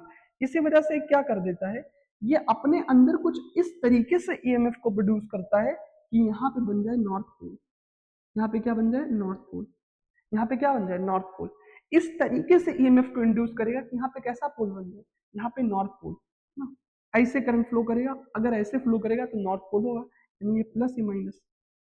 कुल मिलाकर लेंज लॉ हमसे ये कहता है, मैं साफ शब्दों में कहूँ तो लेंज लॉ हमसे ये कहता है कि जो कॉइल है, जब इसके सामने मैग्नेट आता है तो ये इस तरीके से, ये कॉइल जो है ना जिसमें ये लगा हुआ है गैल्वेनोमीटर, ये इस तरीके से अपने अंदर, इस तरीके से अपने अंदर क्या प्रोड्यूस करता है, इस तरीके से अपने अंदर ईएमएफ प्रोड्यूस करता है कि ये क्या करे, इस कॉइल की आने ही ना दे। जैसे यहाँ पे नॉर्थ पोल है, यहाँ पे साउथ है, अगर ये साउथ बना लेता तो मैग्नेट अपने पास आती, ये चाहता ही नहीं है, ये इसको दूर भगाना चाहता है। तो यहाँ पे क्या कर लेता है, यहाँ पे नॉर्थ पोल बना लेता है। अब जैसे ये नॉर्थ पोल बन गया, जैसे ही नॉर्थ पोल बना, इसके बीच में रिपल्सन होगी, ये दूर जाएगा, यही ये चाहता है। लेंज लॉ यही चाहता है, लेंज लॉ यही कहता है कि जिस मैग्नेटिक फ्लक्स चेंज होने की वजह से ही ईएमएफ इंड्यूस होता है, ये चाहता है कि वो ईएमएफ इंड्यूस ही ना हो, अपोजिट डायरेक्शन में अपने अंदर ईएमएफ इंड्यूस करता है ना। वो ये क्या कहता है, the current flowing in circuit. अब भैया एक बात बताओ, ये ईएमएफ कैसे अपोजिट डायरेक्शन में इंड्यूस करेगा, अगर यहाँ पे एंटी क्लॉकवाइज करंट फ्लो करेगा तभी तो नॉर्थ पोल बनेगा। नॉर्थ पोल कहाँ बनता है बताओ, हमने अभी बताया नॉर्थ पोल तब बनेगा जब एंटी क्लॉकवाइज करंट फ्लो करेगा। तो ये क्या करने लगेगा, जैसे ही देखा कि मैग्नेट का नॉर्थ पोल है, अपने इस तरफ एंटी क्लॉकवाइज करंट फ्लो कराएगा। कैसा करंट फ्लो कराएगा, ये पूरी बात बताता हूँ। जैसे ही मान लिया हमारे पास ये कॉइल है, हमारे पास ये कॉइल है, ठीक है, और यहाँ से गैल्वेनोमीटर है, इसने देखा कि बार मैग्नेट आ रहा है, बार मैग्नेट आ रहा है, इसने देखा यहाँ पे इसका नॉर्थ पोल है। अब ये तुरंत क्या करेगा, जैसे देखा यहाँ पे नॉर्थ पोल है, ऐसा करंट फ्लो कराएगा, ऐसा अपने अंदर इंड्यूस्ड ईएमएफ जनरेट करेगा कि यहाँ पे नॉर्थ पोल बन जाए। यानी ऑब्वियस सी बात है, एंटी क्लॉकवाइज करंट फ्लो कराएगा तभी नॉर्थ पोल बनेगा, तो ये नॉर्थ पोल बना लेगा। यही कहता है लेंज लॉ कि मैग्नेटिक फ्लक्स ये कॉइल अपने अंदर इस प्रकार चेंज करता है, अपने अंदर इंड्यूस्ड ईएमएफ इस प्रकार जनरेट करता है ताकि वो अपोज करे, जिसकी वजह से इसके अंदर फ्लक्स आया, oppose the change causing it, जिसकी वजह से बदलाव आया, इसके ईएमएफ में बदलाव हुआ, उसी को ये अपोज करने का काम करता है। यानी जिससे ये प्रोड्यूस हुआ उसी उसी थाली में छेद करने का काम करता है। इसको मैं और समझाऊं तो मैं ऐसे समझाऊंगा, ये मान लो हमारे पास में कॉइल थी, ये क्या थी बेटा, ये कॉइल थी, और इस कॉइल से ये हमारा लगा हुआ था गैल्वेनोमीटर, है ना। क्या था ये, गैल्वेनोमीटर। अब जरा ध्यान से समझना मैं क्या कहना चाहता हूँ, ये हमारा है गैल्वेनोमीटर। अब यहाँ पे मान लो मैं ला रहा हूँ साउथ पोल, इस बार नॉर्थ पोल था, ये साउथ पोल था। अब ये कहते हैं कि अपने अंदर ईएमएफ, अब इधर ये क्लॉकवाइज करंट फ्लो कराने लगेगा। कैसा करंट फ्लो कराएगा, क्लॉकवाइज। यहाँ पे मैंने क्या कर दिया, करंट यहाँ पे एंटी क्लॉकवाइज फ्लो करेगा। नॉर्थ पोल अगर चाहिए तो करंट कैसा होना चाहिए, एंटी क्लॉकवाइज होना चाहिए। और साउथ पोल होगा तो क्या होगा, ये अपने अंदर कुछ इस प्रकार करंट फ्लो कराएगा, यानी ये क्लॉकवाइज करंट फ्लो कराएगा और जब क्लॉकवाइज करंट फ्लो कराएगा तो यहाँ पे साउथ पोल आएगा, यानी अपने इंड्यूस्ड ईएमएफ को इस तरीके से जनरेट करेगा, यहाँ पे क्लॉकवाइज करंट फ्लो करेगा और जैसे क्लॉकवाइज करंट फ्लो करेगा यहाँ पे साउथ पोल आ जाएगा। तो अगर ये आने की कोशिश करेगा तो यहाँ पे कुछ वर्क करना पड़ेगा तब ये आएगा, यानी ये हमेशा क्या करेगा, ये अपोज करने का काम करते हैं। यहाँ साउथ है तो यहाँ साउथ बनाता है ना। और अगर मान लो यहाँ पे नॉर्थ, अगर ये बार मैग्नेट का नॉर्थ पोल होता, अगर ये बार मैग्नेट का नॉर्थ पोल आता तो ये क्या करता, अपने अंदर कुछ ईएमएफ इस प्रकार इंड्यूस करता कि यहाँ पे कैसा पोल बन जाए, यहाँ पे नॉर्थ पोल बन जाए। अब नॉर्थ पोल बनाने के लिए क्या करना पड़ेगा, to form south pole, to form south pole क्या करना पड़ेगा, south pole induced EMF, induced current should be clockwise, induced current कैसा होना चाहिए, should be clockwise, should be clockwise, है ना। तो अपने अंदर इस प्रकार ईएमएफ इंड्यूस करेगा कि जो करंट हो क्लॉकवाइज हो। यहाँ पे to produce north pole in coil, to produce north pole in coil, north pole in coil क्या करना पड़ेगा, induced current should be anti clockwise, induced current should be anti clockwise, यानी कुल मिलाकर अपोज करने का काम करता है। Induced current should be anti clockwise, should be anti clockwise, anti clockwise होना चाहिए, हमेशा अपोज करने का काम करता है ना। यहाँ नॉर्थ तो यहाँ नॉर्थ, ये सब कहानी चलती रहती है। अब भैया एक बात बताओ, अगर ऐसा ना होता, अगर ऐसा ना होता, ये हमारी कॉइल थी, ये हमारा गैल्वेनोमीटर था, है ना। अगर यहाँ पे नॉर्थ था, यहाँ पे साउथ है, यहाँ साउथ होता तो क्या होता, ये अपने आप चला जाता, ये अपने आप अंदर चला जाता। तो बेटा यहाँ पे ना एक रूल होता है, तुमको अभी नहीं पता होगा, जितने लोगों ने 11th की फिजिक्स पढ़ी होगी उन्हें पता होगा, ये लॉ ऑफ कंजर्वेशन ऑफ, ये लॉ ऑफ मैकेनिकल एनर्जी को हार्म कर देता, law of conservation of energy को नुकसान पहुंचा देता। भाई अपने आप इस कॉइल के अंदर बाहर जाता, अंदर बाहर जाता, तो मैकेनिकल एनर्जी हार्म हो जाती। इसी वजह से कहा जाता है कि जो लेंज लॉ है ना, वो उसका इंड्यूस्ड करने का, देखो यहाँ पे क्या कर रहा है, ये साउथ है तो कुछ अपोजिट डायरेक्शन में करंट फ्लो कर रहा है ताकि यहाँ पे क्या बन जाए, साउथ बन जाए। ये इस प्रकार करंट फ्लो करता है, इसके जस्ट अपोजिट यहाँ पे नॉर्थ बन जाए ताकि इसके कॉज को अपोज कर पाए, चेंज कर पाए। इसी वजह से यहाँ पे जब भी हम कभी लिखते हैं ईएमएफ ना, इंड्यूस्ड ईएमएफ, तो वहां पे लगा देते हैं minus N d phi by D t. बेटा जो माइनस है ना, ये यही बता रहा है कि जो ईएमएफ इंड्यूस्ड हुआ है, ये जो माइनस है क्या बताता है, ईएमएफ इंड्यूस्ड विल अपोज, ये क्या करेगा, अपोज करेगा, will oppose the cause changing, ये उसी का अपोज करेगा, है ना। ये ईएमएफ क्यों माइनस लगाया कि भैया अगर तुम नॉर्थ हो ना तो इस प्रकार करंट फ्लो कराएंगे कि ताकि तुम दूर जाओ, उसको अपोज कराने के लिए, तो माइनस साइन इसी वजह से आता है। तो जब भी कभी आप ईएमएफ में माइनस साइन देखते हो तो लेंज लॉ की वजह से, इस बात को लेंज लॉ ने बताया था, ठीक है। और ये बेटा बहुत जरूरी भी है, ये जरूरी भी है क्योंकि ये क्या करता है, ये law of conservation of energy को मेंटेन करके रखता है। तुम सोचो अगर यहाँ पे नॉर्थ था, यहाँ पे साउथ रहता, तो ये मैग्नेट अपने आप अंदर चला जाता, तो वर्क डन नहीं करना पड़ता, वर्क डन नहीं करना पड़ता, तो law of conservation of energy harm हो जाती। कुल मिलाकर अगर मैं साफ शब्दों में कहूँ तो लेंज लॉ माइनस साइन बताता है कि ईएमएफ जो इंड्यूस होगा वो नेगेटिव में होगा, बस दैट्स इट। तो मास्टर इतना क्यों बताया, क्योंकि जानना जरूरी था बेटा। आगे बढ़ते हैं और चलते हैं, बेसिक्स भी हो गई हमारी भैया, है ना। लेंज लॉ के ऊपर बहुत सारे सवाल करते हैं और क्वेश्चन करते हैं। अब लेंज लॉ के ऊपर क्वेश्चन जैसे मैं कर रहा हूँ ऐसे एग्जाम में बहुत सारे आते हैं, जरा आपको ध्यान से सुनना है। बेटा एक बात बताओ, अगर ये हमारा ये कोई सर्कल था, ये अंदर जा रहा है, यहाँ पे मैग्नेटिक फील्ड किधर है, ये जो मैग्नेटिक फील्ड है इनसाइड है, इनसाइड मैग्नेटिक फील्ड है, इनसाइड मैग्नेटिक फील्ड है। अब जब मैग्नेटिक फील्ड बेटा अंदर है, जब मैग्नेटिक फील्ड अंदर है और ये हमारा सर्कल मूव कर रहा है, जब बेटा ये इसके अंदर जाएगा तो क्या होगा, अंदर जाएगा तो मैग्नेटिक फ्लक्स चेंज होगा, मैग्नेटिक फ्लक्स क्या होगा, चेंज होगा। और मैग्नेटिक फ्लक्स चेंज होगा तो इसका मतलब क्या है कि मैग्नेटिक फ्लक्स चेंज होगा।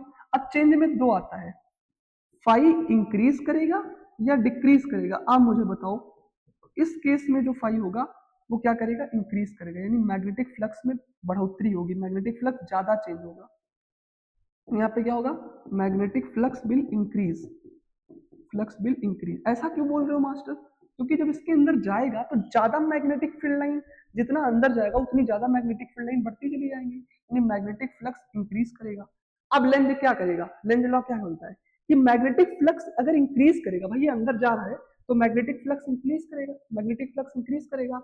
अब लेंजला कहते हैं कि अगर मैग्नेटिक फ्लक्स इंक्रीज कर रहा है तो अपने अंदर ये कॉइल कुछ इस प्रकार करंट को प्रोड्यूस करेगा, कुछ इस प्रकार ईएमएफ को इंड्यूस करेगा, ताकि ये मैग्नेटिक फ्लक्स को क्या करे, अपोज करने का काम करे। तो ये अंदर जा रहा है, इसकी वेलोसिटी अंदर हो रही है, तो इसके अंदर मैग्नेटिक फ्लक्स इंक्रीज कर रहा है। अब इसको बर्दाश्त नहीं होगा, ये क्या करेगा, ये अपने अंदर ना कुछ इस प्रकार से ईएमएफ, कुछ इस प्रकार से करंट प्रोड्यूस करेगा ताकि डिक्रीज करे, है ना, ताकि देखो ये अभी अंदर जा रहा है, अंदर जा रहा है, तो मैग्नेटिक फ्लक्स इंक्रीज होगा। अब ये क्या करेगा, इसको अपोज करने के लिए अपोजिट डायरेक्शन में करंट फ्लो करेगा। तो एक बात बताओ, अंदर की तरफ कैसी मैग्नेटिक फील्ड है, क्रॉस यानी डाउनवर्ड है, यानी साउथ, है ना, मैग्नेटिक फील्ड अंदर की तरफ है, अंदर की तरफ मतलब साउथ पोल है। तो ये क्या करेगा, अपने अंदर नॉर्थ पोल की, भाई कभी भी एक बात और समझ लो, कभी भी मैग्नेटिक फील्ड, कभी भी करंट क्लॉकवाइज जा रहा है तो मैग्नेटिक फील्ड अंदर की तरफ होगी, यानी साउथ पोल होगा। साउथ पोल का मतलब होता है मैग्नेटिक फील्ड क्या है, अंदर है। तो अगर ये मैग्नेटिक फील्ड अंदर है तो मैं बोल देता हूँ ये साउथ पोल है। कैसा पोल है, साउथ पोल है, ठीक है। अब ये हमारा जा रहा है, ये हमारा क्या है, कॉइल जा रहा है। अब कॉइल जैसे अंदर जाए, इसका मैग्नेटिक फ्लक्स बढ़ने लगा, इसको बर्दाश्त नहीं होगा, ये अपने अंदर एंटी क्लॉकवाइज करंट को प्रोड्यूस करेगा ताकि इसके अंदर नॉर्थ पोल बन जाए और इस फ्लक्स को ये अपोज कर पाए। ये क्या कर पाए, फ्लक्स को अपोज कर पाए। अब दूसरे वाले को देखो, ये बाहर जा रहा है। अब ये जब बाहर जा रहा है ना, तो इसकी मैग्नेटिक फील्ड अंदर की तरफ है, यानी साउथ पोल बन रहा है। अब जब बाहर जाएगा बेटा तो क्या होगा, फाई डिक्रीज करेगा। अब जब उसका फ्लक्स डिक्रीज करेगा तो डिक्रीज भी नहीं करना चाहता है, तो अपने अंदर कुछ इस तरीके से फ्लक्स को इंक्रीज, कुछ इस तरीके से करंट को बढ़ाएगा, कुछ अपने अंदर कुछ इस तरीके से करंट को इंड्यूस करेगा कि वो क्या करे, इस फ्लक्स को बढ़ाए। तो फ्लक्स को बढ़ाना होगा तो क्या करना पड़ेगा, भाई फ्लक्स डिक्रीज कर रहा है तो उसको ये भी बर्दाश्त नहीं होगा। अगर इंक्रीज होगा तो भी बर्दाश्त नहीं होगा, डिक्रीज होगा तो भी बर्दाश्त नहीं, उसको काम सब उल्टा करना है। जैसे यहाँ पर जब ये जा रहा था तो उसका फ्लक्स क्या होता, बढ़ रहा था। अब जब बढ़ रहा था तो भी इसको नहीं पसंद आया, है ना, इसको ये भी नहीं पसंद आया, इसको ये भी बर्दाश्त नहीं हुआ। इसका जब फ्लक्स बढ़ने लगा, अंदर गया, तो भी इसको बर्दाश्त नहीं हुआ। अब ये जब बाहर जा रहा है तो उसका फ्लक्स घटने लगा, ये भी बर्दाश्त नहीं हुआ। कुल मिलाकर इसको कांड सब उल्टा ही करना है। अंदर जा रहा है तो फ्लक्स बढ़ेगा, मैग्नेटिक फ्लक्स बढ़ेगा, इसको ये भी बर्दाश्त नहीं है, तो ये क्या करेगा, भाई अंदर की तरफ मैग्नेटिक फील्ड है तो साउथ पोल है, तो ये अपने अंदर करंट एंटी क्लॉकवाइज करेगा ताकि यहाँ पे कैसा पोल बन जाए बेटा, यहाँ पे नॉर्थ पोल बन जाए। अब ये बाहर जा रहा है, अब जब ये बाहर जा रहा है तो उसका फ्लक्स घटेगा। अब इसको ये भी बर्दाश्त नहीं हो रहा है, अपने अंदर कुछ इस तरीके से करंट को फ्लो करेगा ताकि इसका फ्लक्स बढ़े, तो अपने अंदर बना लेगा साउथ पोल, यानी क्लॉकवाइज करंट फ्लो करेगा, इसमें क्लॉकवाइज करंट फ्लो करेगा।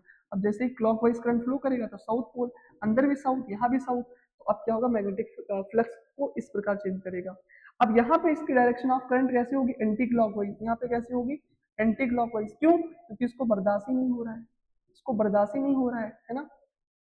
अब ध्यान से सुनो, कुल मिलाकर ये फ्लक्स अगर घट रहा है तो बढ़ाना चाहेगा, बढ़ रहा है तो घटाना चाहेगा, अपने करंट की डायरेक्शन में कुछ इस प्रकार बदलता रहता है। अब यहाँ पे देखो, यहाँ पे हमारे पहला एक कोई क्लोज सरफेस थी, वैसे थी, इसकी एरिया नॉन यूनिफॉर्म थी। अब इसके एरिया को हमने बढ़ा दिया। अब जब इसके एरिया को बढ़ा दिया तो क्या हो जाएगा बेटा, इसके एरिया को बढ़ाऊंगा तो इसका फ्लक्स भी बढ़ जाएगा, क्योंकि फ्लक्स का फार्मूला क्या होता है, बी ए। अगर इसकी मैग्नेटिक फील्ड तो कांस्टेंट है, ये तो क्या है, कांस्टेंट है, अंदर की तरफ है। अब अगर इसकी एरिया पहले ऐसे थी, ऐसे थी, ऐसे थी, ऐसे थी, अगर इसकी एरिया को मैं बढ़ा दूं तो एरिया क्या हो जाएगी, एरिया इंक्रीज हो जाएगी, और जब एरिया इंक्रीज होगी तो फ्लक्स भी इंक्रीज हो जाएगा। तो यानी कि अगर मैं इसकी एरिया को बढ़ाऊंगा तो क्या होगा बेटा, इसकी फ्लक्स बढ़ेगी। अब जैसे इसकी फ्लक्स बढ़ जाएगी तो हमें बर्दाश्त नहीं होगा, लेंजलो कहेगा इसकी फ्लक्स बढ़ रही है, बढ़ रही है, बढ़ रही है, अच्छा रुको। तो ये क्या करता है, इसके अंदर anti clockwise current, anti clockwise current flow कराना चालू कर देता है, कि जैसे एंटी क्लॉकवाइज फ्लो करेगा तो ये क्रॉस है, यानी साउथ पोल है, तो यहाँ पे नॉर्थ पोल बन जाएगा और ये उसको अपोज करने का काम करेगा। यानी अगर मैं साफ शब्दों में कहूँ, अगर मैं साफ शब्दों में कहूँ, है ना, हाँ, अगर मैं साफ शब्दों में कहूँ तो एक क्वेश्चन है, प्रीवियस ईयर क्वेश्चन है, आओ उसको करते हैं, इससे ज्यादा अच्छी बात समझ में आएगी, इससे बढ़िया चीजें समझ में आएंगी, है ना। इसमें क्या है, predict the direction of induced current, induced current की डायरेक्शन को प्रेडिक्ट करना है, ए बी सी डी, है ना, ऐसे है। अब ये क्या हो रहा है, ये जो हमारा क्लोज सरफेस है ये अंदर जा रहा है, एक कॉइल अंदर जा रही है।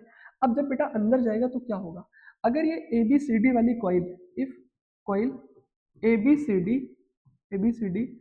will move inside the magnetic field, inside the magnetic field, तो क्या होगा, अंदर की तरफ जाएगा तो क्या होगा भैया, फ्लक्स इंक्रीज करेगा, फ्लक्स विल इंक्रीज, क्योंकि number of magnetic field line बढ़ती चली जाएंगी, फ्लक्स विल इंक्रीज। अब इसको बर्दाश्त नहीं होगा, ये देख रहा है कि अंदर जाएगा तो फ्लक्स इंक्रीज करेगा, तो इसके अंदर वो क्या करेगा, एंटी क्लॉकवाइज करंट फ्लो कराएगा, ताकि क्योंकि यहाँ पे साउथ पोल है तो ये इस तरह करंट फ्लो कराएगा कि यहाँ पे नॉर्थ पोल बने, और नॉर्थ पोल बनने के लिए एंटी क्लॉकवाइज करंट फ्लो करेगा, तब जा करके इसके अंदर कैसा पोल बन जाएगा, नॉर्थ पोल बन जाएगा। बोलो बात समझ में आई? हाँ सर समझ में आ गया, बस यही होता है। अब एक क्वेश्चन है, in which loop induced EMF will be constant. भैया एक बात बताओ, फाई को चेंज करने के क्या तरीके हैं, फ्लक्स को चेंज करने के क्या तरीके हैं, है ना? एक बात बताओ, ईएमएफ कांस्टेंट कब होगा? कह रहे हैं इंड्यूस ईएमएफ कांस्टेंट। ईएमएफ का फॉर्मूला क्या होता है? अगर मैं मैग्नीट्यूड की बात करूं तो d phi by D t, है ना? एक बात बताओ, ईएमएफ कांस्टेंट कब होगा? जब flux will not change, flux will not change, flux change ना हो तभी तो ईएमएफ कांस्टेंट रहेगा। हाँ सर तभी कांस्टेंट रहेगा, फ्लक्स विल नॉट चेंज तभी ईएमएफ कांस्टेंट रहेगा। फ्लक्स के ना चेंज होने का मतलब क्या है भाई? अगर मैं कहूँ ईएमएफ तो ये होता है D phi by D T, D B A और कॉस थीटा, कॉस भी ना चेंज हो यानी कुछ थीटा वो भी ना चेंज हो, d B A by D t यानी कॉस थीटा, ये भी कांस्टेंट हो, ये भी कांस्टेंट हो, और ये भी कांस्टेंट हो, मैग्नेटिक फील्ड भी कांस्टेंट हो, उसकी जो एरिया है वो भी क्या हो, कांस्टेंट हो, यानी कि फ्लक्स में कोई चेंज ही ना हो, यानी मैग्नेटिक फील्ड भी कांस्टेंट हो, एरिया भी कांस्टेंट हो, तब जा करके, और एंगल भी कांस्टेंट हो, तब जा करके फ्लक्स कांस्टेंट हो पाएगा, फ्लक्स चेंज नहीं होगा। तो जब फ्लक्स चेंज नहीं होगा, फ्लक्स नहीं चेंज होगा, तो ईएमएफ क्या होगा, कांस्टेंट होगा। यानी ईएमएफ के कांस्टेंट होने के लिए बी को भी कांस्टेंट रहना पड़ेगा, मैग्नेटिक फील्ड को भी कांस्टेंट रहना पड़ेगा, एरिया वेक्टर को भी कांस्टेंट रहना पड़ेगा, एरिया भी कांस्टेंट रहेगी, और कॉस थीटा को भी कांस्टेंट रहना पड़ेगा, ये भी कांस्टेंट रहेगा, तब जा करके बेटा फ्लक्स चेंज नहीं होगा। तो जब मैं इस कॉइल को अंदर लेकर के गया तो देखो, एक बात बताओ, इसके अंदर जितनी भी मैग्नेटिक फील्ड लाइन जाएंगी, जितनी भी मैग्नेटिक फील्ड लाइन जाएंगी, जितनी भी मैग्नेटिक फील्ड लाइन जाएंगी, वो तो कांस्टेंट है ना, वो तो कांस्टेंट है ना भाई? एक इस स्क्वायर है, स्क्वायर का मैग्नेटिक फ्लक्स कभी नहीं चेंज होगा, कभी नहीं चेंज होगा, कभी नहीं, कभी नहीं, कभी नहीं, कभी नहीं, कभी नहीं, बराबर की मैग्नेटिक फील्ड लाइन जाएंगी। लेकिन बेटा अगर मैं बात करूं इसकी, अगर मैं बात करूं सर्कल की, मान लिया यहाँ पे ऐसे होता, मान लिया यहाँ पे ऐसे होता है ना,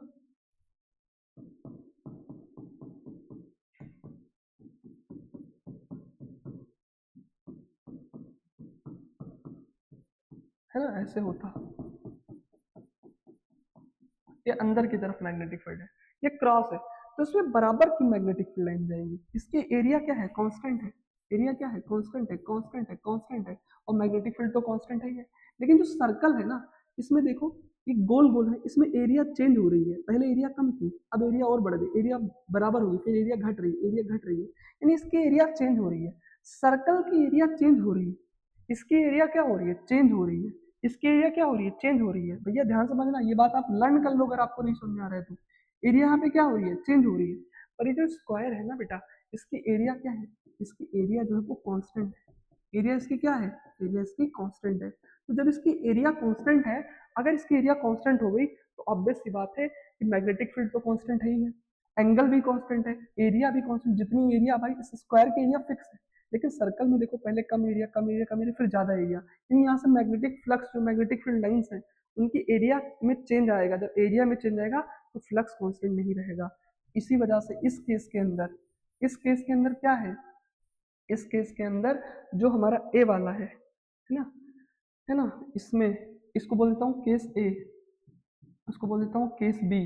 तो केस बी के केस में जो हमारा फ्लक्स होगा वो क्या होगा, कांस्टेंट नहीं रहेगा। In case B flux will not constant, flux will not constant, flux change होगा, फ्लक्स कांस्टेंट नहीं रहेगा। क्यों? Because area is not constant, because area is not same, is not, है ना, बिकॉज जो क्या इसमें दिक्कत क्या है, because as it's area is non uniform, area is non uniform, इसकी एरिया क्या है, नॉन यूनिफॉर्म है, इच नॉन यूनिफॉर्म, बदल रही है ना। बात को समझ पाए? हाँ सर समझ पाए। आगे बढ़ें क्या? जी मास्टर आगे बढ़ते हैं। आगे अगर मैं बात करूं मोशनल ईएमएफ की, ये एक टॉपिक है। मोशनल ईएमएफ में मान लो कि हमारी मैग्नेटिक फील्ड बाहर की तरफ है। जब मैग्नेटिक फील्ड बाहर की तरफ होती है बेटा, तो इसको किससे दिखाते हैं? इसको दिखाते हैं किससे? या मैं एक काम करता हूँ, इसको मैं अंदर ही की तरफ कर लेता हूँ, कोई बात नहीं है, मैं इसको पूरी कहानी को समझाता हूँ। मान लो कि हमारा कोई एक वायर है ना, ये मान लो हमारा कोई क्या है, एक वायर है, ऐसे कुछ इस फॉर्म में, है ना, इस तरीके से कोई वायर है, और इसके अंदर एक मूवेबल वायर है, इसको मैं मूव कर सकता हूँ। ये कोई एक फ्रेम है, फ्रेम ऑफ वायर है, इसका फ्रेम ऑफ वायर, ठीक है, और ये मूवेबल वायर है, इसको क्या कर सकता हूँ मैं, ये जो है ना, ये इसको मैं मूव करा सकता हूँ। क्या करा सकता हूँ? मूव करा सकता हूँ। अब मान लो इसके अंदर मैग्नेटिक फील्ड कुछ इस प्रकार है, कुछ इस प्रकार है, और इसकी लेंथ L है, और यहाँ पे ये V है, और यहाँ से यहाँ की जो डिस्प्लेसमेंट है वो x है। एक बात बताओ, मैं क्या कहना चाहता हूँ, पूरी बात को मेरे बहुत ध्यान से समझना। ये हमारा एक फ्रेम है, और ये जो है हमारा एक मूवेबल वायर है। क्या है? मूवेबल वायर है, इसको मैं मूव करा सकता हूँ। एक बात बताओ, ये अंदर की तरफ मैग्नेटिक फील्ड है, जब मैं इसको मूव कराऊंगा तो क्या होगा? जब मैं इसको मूव कराऊंगा बेटा, तो हमारा फ्लक्स चेंज होगा। भाई एरिया बढ़ेगी, अभी इतनी एरिया थी, और जब इसको मूव कराऊंगा तो एरिया क्या हो जाएगी? बढ़ेगी। तो ऑब्वियस सी बात है, फ्लक्स बढ़ेगा, और फ्लक्स बढ़ेगा तो ईएमएफ भी बढ़ेगा, है ना, ईएमएफ भी बढ़ेगा। बात को समझ पा रहे हो? तो मोशनल ईएमएफ क्या कहता है? It is the induced EMF by changing area. Motional EMF में क्या करते हैं? मोशनल ईएमएफ में क्या करते हैं बेटा, यहाँ पे हम एरिया को चेंज करते हैं, एरिया को क्या कर देते हैं? चेंज कर देते हैं। भैया फ्लक्स का फार्मूला क्या होता है? फ्लक्स का फार्मूला होता है बी ए कॉस थीटा। या तो आप मैग्नेटिक फील्ड को चेंज करो, या तो एरिया को चेंज करो, या तो एंगल को चेंज करो। अभी तक हम मैग्नेटिक फील्ड को देख रहे थे, अब एरिया को देख रहे हैं, हम एरिया को चेंज कर रहे हैं। भाई इस फ्रेम में से इस मूवेबल वायर को आगे बढ़ाऊंगा तो एरिया बदलेगी, एरिया बदलेगी तो फ्लक्स बदलेगा, फ्लक्स बदलेगा तो ईएमएफ बदलेगा, ईएमएफ बढ़ेगा। है बात को समझ पाए? तो वही हो रहा है। अब इसकी डेरिवेशन बहुत जरूरी है, और इसकी डेरिवेशन करते हैं। ईएमएफ का फॉर्मूला क्या होता है बेटा? D phi by D t. Phi क्या हो जाता है? फाई होता है B A cos zero. Cos zero क्यों? क्योंकि देखो मैग्नेटिक फील्ड भी अंदर की तरफ है, एरिया वेक्टर भी अंदर की तरफ होगा, इनके बीच का एंगल कितना है? 0 डिग्री। तो क्या हो जाएगा? D B A cos zero, तो हो जाएगा d B A by D t. ये क्या है? D B A by D t. बेटा यहाँ पे मैग्नेटिक फील्ड तो कांस्टेंट है, अंदर की तरफ है, मैग्नेटिक फील्ड क्या है? कांस्टेंट है। हाँ सर, क्या चेंज हो रहा है? इसकी एरिया को चेंज कर रहे हैं। एरिया, मैग्नेटिक फील्ड को बाहर ले लेंगे, एरिया क्या हो जाएगी? Length into x, length into x इसकी एरिया है, L into x by T. बेटा लेंथ तो हमेशा कांस्टेंट रहेगी ना, तो लेंथ को भी बाहर ले लेता हूँ। जब मैं लेंथ को बाहर ले लूंगा तो बचेगा dx by D T. dx by D T क्या हो जाएगा? B L V. ईएमएफ का एक और फॉर्मूला आता है बी एल बी। क्या फॉर्मूला आता है बेटा? B L B. इस डेरिवेशन को ध्यान से देखो बेटा, बी डी ए, है ना, D A by D T. क्यों? बी तो कांस्टेंट है, चेंज क्या हो रहा है? एंगल भी कांस्टेंट है, कॉस जीरो है, कॉस जीरो का तो कोई मतलब ही नहीं बनता, यानी एरिया चेंज हो रही है, D A by D T. Area क्या हो जाएगी? Length into x. लेंथ तो हमारा कांस्टेंट ही है, यानी D X by D T, और D X by D T क्या होता है? वेलोसिटी। तो यानी ईएमएफ का फॉर्मूला क्या आ गया? B L B. तो आपको सीधा सीधा याद रखना है बी एल बी। यहाँ से बहुत सारे सवाल आते हैं, बहुत सवाल आता है ईएमएफ का। तो ईएमएफ का फॉर्मूला क्या होता है बेटा? B L B. बी क्या है? मैग्नेटिक फील्ड है, एल क्या है? लेंथ ऑफ वायर है, वी क्या है? इसकी वेलोसिटी है ना। इसको बात बताओ, समझ में आई? हाँ सर समझ में आ गया। आगे बढ़ते हैं। एक और तरीका है इसको ऑब्टेन करने का, वो है वर्क डन मेथड। डब्ल्यू बराबर क्या पढ़े हो? क्यू वी या वी क्यू। एक बात बताओ, वर्क का एक और फॉर्मूला होता है क्या sir? Force into displacement. Cos zero ही होगा क्योंकि मैग्नेटिक फील्ड और डिस्प्लेसमेंट है ना, कॉस जीरो, तो एफ एक्स इक्वल टू क्या हो जाएगा? We Q. बेटा फोर्स कितना लगता है जब कोई चार्ज किसी भी मैग्नेटिक फील्ड में जाता है? कितना फोर्स लगता है? Q B v sine theta. और साइन कितना हो जाएगा? बोलो, साइन 90 होगा क्योंकि एंगल 90 डिग्री का बनना है। तो क्या हो जाएगा? Q v v sine 90। बेटा क्यू से क्यू तो कट जाएगा, तो बचे क्या? बी वी, और साइन 90 तो 1 होता है, तो v v x equal to v q. अब बेटा यहाँ पे जो v है वो क्या है? वेलोसिटी है, और यहाँ की v वोल्टेज है, तो इसको मत काट देना। तो यहाँ पे हमें हमें पता है कि x किसके बराबर है? यहाँ पे जो x है उसको l के बराबर मान लेते हैं, तो B B L equal to क्या हो जाएगा? v। ईएमएफ का एक और फॉर्मूला आ गया बी एल बी, है ना। इतनी इंपॉर्टेंट नहीं है, एक वो वाली इंपॉर्टेंट है, उसको देख लेना। अब आते हैं क्या क्या तरीके हैं जिससे मैं ईएमएफ को चेंज कर सकते हैं। What are the ways from which we can change the EMF. तो सबसे पहला तरीका है भैया, आप मैग्नेटिक फील्ड को चेंज कर दो, है ना, है ना, क्या कर दो, मैग्नेटिक फील्ड को चेंज कर दो, फिर आप एरिया को चेंज कर दो, या तो फिर आप कॉस थीटा को चेंज कर दो। भाई ईएमएफ का फॉर्मूला क्या होता है, D phi by D t. अब अगर फाई को चेंज करना है, ईएमएफ कब चेंज होगा, जब ये फ्लक्स चेंज होगा, और फ्लक्स क्या होता है, बी डॉट ए, या मैं कह लूं बी ए कॉस थीटा। अगर आप चाहते हो कि ईएमएफ चेंज हो तो सबसे पहले फ्लक्स को चेंज करो। फ्लक्स कब चेंज होगा, जब मैग्नेटिक फील्ड चेंज होगा, या तो एरिया चेंज होगा, या तो कॉस थीटा चेंज होगा। तो हमने दो तो देख लिया कि कैसे मैग्नेटिक फील्ड को चेंज करने से फ्लक्स चेंज होता है, कैसे एरिया को चेंज करने से किसमें देखा, मोशनल ईएमएफ में देखा कि भैया एरिया को चेंज करो तो भी फ्लक्स चेंज होता है, यानी ईएमएफ बदलता है। अब हम देखेंगे कि इनकी रिलेटिव ओरिएंटेशन यानी थीटा को चेंज करने से कैसे ईएमएफ में फर्क आता है, उसको देखेंगे कि थीटा पे चेंज करने से कैसे ईएमएफ में फर्क आता है। भैया एक चीज आप पढ़ोगे, एसी जनरेटर। एसी जनरेटर में यही प्रिंसिपल काम करता है। एसी जनरेटर अगले चैप्टर में है जिसको कई टीचर पढ़ाते हैं, पर मैं इसको इसी चैप्टर में पढ़ा देता हूँ, है ना। एक टॉपिक है आप में एसी जनरेटर करके, कौन सा जनरेटर करके, एसी जनरेटर करके। इस एसी जनरेटर में बेटा सेम प्रिंसिपल काम करता है। इसमें क्या करते हैं, इसमें कॉस थीटा को चेंज करते हैं। जैसे आपने पढ़ा कि भैया ईएमएफ को चेंज करने का तरीका है, सबसे पहले मैग्नेटिक फील्ड को चेंज करो, दूसरा एरिया को चेंज करो, तीसरा एंगल को चेंज करो, कॉस थीटा को चेंज करो, तो आप क्या कर सकते हो, तो आप ईएमएफ को चेंज कर सकते हो। अब आप देखते हैं बाई चेंजिंग थीटा और relative orientation of the coil and magnetic field to produce EMF, कैसे थीटा को चेंज करके हम क्या कर सकते हैं, मैग्नेटिक फील्ड ईएमएफ को चेंज कर सकते हैं। एक बात बताओ बेटा, ये हमारे पास में रिमोट है, अगर यहाँ से सोचो कि मैग्नेटिक फील्ड लाइन निकल रही है, अब अगर मैं इसको ऐसे रखूं, ऐसे, तो ऑब्वियस सी बात है कम मैग्नेटिक फील्ड लाइन इससे पास करेंगी। इसको मैं ऐसे कर दूं तो ज्यादा मैग्नेटिक फील्ड लाइन पास करेंगी। इसको मैं ऐसे चेंज करता रहूं, जैसे ऐसे था, ऐसे रखा है तो कम मैग्नेटिक फील्ड लाइन, इसको ऐसे, इसका एंगल चेंज करूँ, एंगल चेंज करूंगा तो क्या होगा, ज्यादा मैग्नेटिक फील्ड लाइन पास करेंगी। तो कहने का मतलब मेरा सिंपल सा है कि अगर मैं चाहूं तो यहाँ से नॉर्थ पोल से मैग्नेटिक फील्ड लाइन निकलेंगी, साउथ पे जाएंगी। इसमें मैंने क्या कर दिया, एक कॉइल को रख दिया, इसको रख दिया, एक कॉइल को रख दिया। अब इस कॉइल को मैं रोटेट कराऊंगा। ये एक्चुअली में ये क्या है, ये हमारे स्लिप रिंग है। ये क्या है, स्लिप रिंग। ये स्लिप रिंग क्या कराती है, और ये हमारा कार्बन का ब्रश है। किसका ब्रश है, कार्बन ब्रश।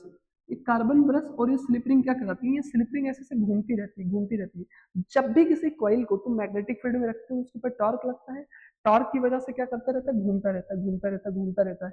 जब ये घूमेगा तो बेटा क्या होगा, कॉस थीटा चेंज होगी, एंगल चेंज होगा। इसकी वजह से क्या होगी, जब इसकी एंगल चेंज हुई, कॉस थीटा चेंज होगा, इसकी वजह से इसका फ्लक्स भी चेंज होगा। और वहीं से इसमें कार्बन ब्रश लगता है, यहाँ पे बल्ब वगैरह लगा के जलाते हैं, इसको स्टोर करने के काम करते हैं, जो एनर्जी मिलती है हमको, है ना, फ्लक्स को। ध्यान से देखो, तो हम यानी कि रिलेटिव ओरिएंटेशन का मतलब क्या होता है, थीटा को चेंज करके हम क्या कर सकते हैं, ईएमएफ प्रोड्यूस कर सकते हैं। अब ये कहाँ करते हैं, एसी जनरेटर में करते हैं। कहाँ करते हैं बेटा, एसी जनरेटर में। आपने फेराडे लॉ पढ़ा है, ईएमएफ क्या होता है, minus N d phi by D t. EMF का फॉर्मूला क्या होता है, N B A d cos theta by D t. EMF क्या हो जाएगा, minus N B A d cos. अच्छा यहाँ पे जरा हमारी एक बात सुन लो, क्या मैं आपको एक बात बताऊं, ईएमएफ तुमने पढ़ लिया है, minus N d phi by D t होता है। ईएमएफ क्या होता है, फाई को खोलूंगा तो क्या हो जाएगा, B A d cos theta by D t. बेटा यहाँ पे कॉस थीटा है, यहाँ पे डी टी है, तो मैं या तो टी को, या तो कॉस थीटा को टी के फॉर्म में कन्वर्ट कर लूँ, या तो टी को कॉस थीटा के फॉर्म में कर लूँ। तो या तो चैन रूल लगाओ, या तो सिंपल तरीका है, कॉस थीटा को टी के फॉर्म में लाना है, तो मैं लिख सकता हूँ कॉस थीटा का डिफरेंशिएशन क्या, इसमें कॉस थीटा के यहाँ पे क्या लिख सकता हूँ, ओमेगा टी। तो N minus N B A d cos omega t by D t. अब कॉस ओमेगा टी के डिफरेंशिएशन करोगे तो क्या हो जाता है, साइन ओमेगा टी, और एक ओमेगा बाहर आ जाता है, तो ईएमएफ कितना हो जाएगा, इसको मैं आपको बता ही देता हूँ भाई, पूरी कहानी को समझा देता हूँ, है ना। एक बात बताओ, ये फॉर्मूला तुमने पढ़ा है, EMF equal to N d phi by D t. अब ईएमएफ इक्वल टू क्या हो जाएगा, माइनस एन डी फाई, क्या हो जाता है भैया, B A cos theta by D t. ये आपने पढ़ा है कि नहीं पढ़ा है, हाँ सर पढ़ा है। कॉस थीटा ऊपर है, नीचे डी टी है। एक बात बताओ, कॉस थीटा को dt के फॉर्म में कन्वर्ट करना है, तो मैं क्या दिमाग लगाया, मैंने कहा कि कॉस थीटा को लिख सकता हूँ कॉस ओमेगा टी, ऐसा मैं कर सकता हूँ। बाई क्या हो जाएगा, dt हो जाएगा।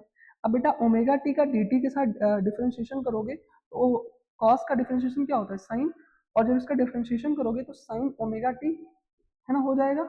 और एक क्या हो जाएगा बेटा, एक ओमेगा हमारा बाहर आ जाएगा, क्या हो जाएगा, बाहर आ जाएगा। अब बेटा अगर मैं एक, और यहाँ पे माइनस का साइन आएगा, माइनस आता है बेटा, माइनस का साइन आता है। जब भी कॉस से साइन होता है तो माइनस आता है। तो अगर मैं इसको लिखूंगा ध्यान से तो क्या हो जाएगा, माइनस माइनस तो हट जाएगा, एन बी ए, और इस ओमेगा को अंदर ले जाऊं तो साइन ओमेगा टी हो जाएगा।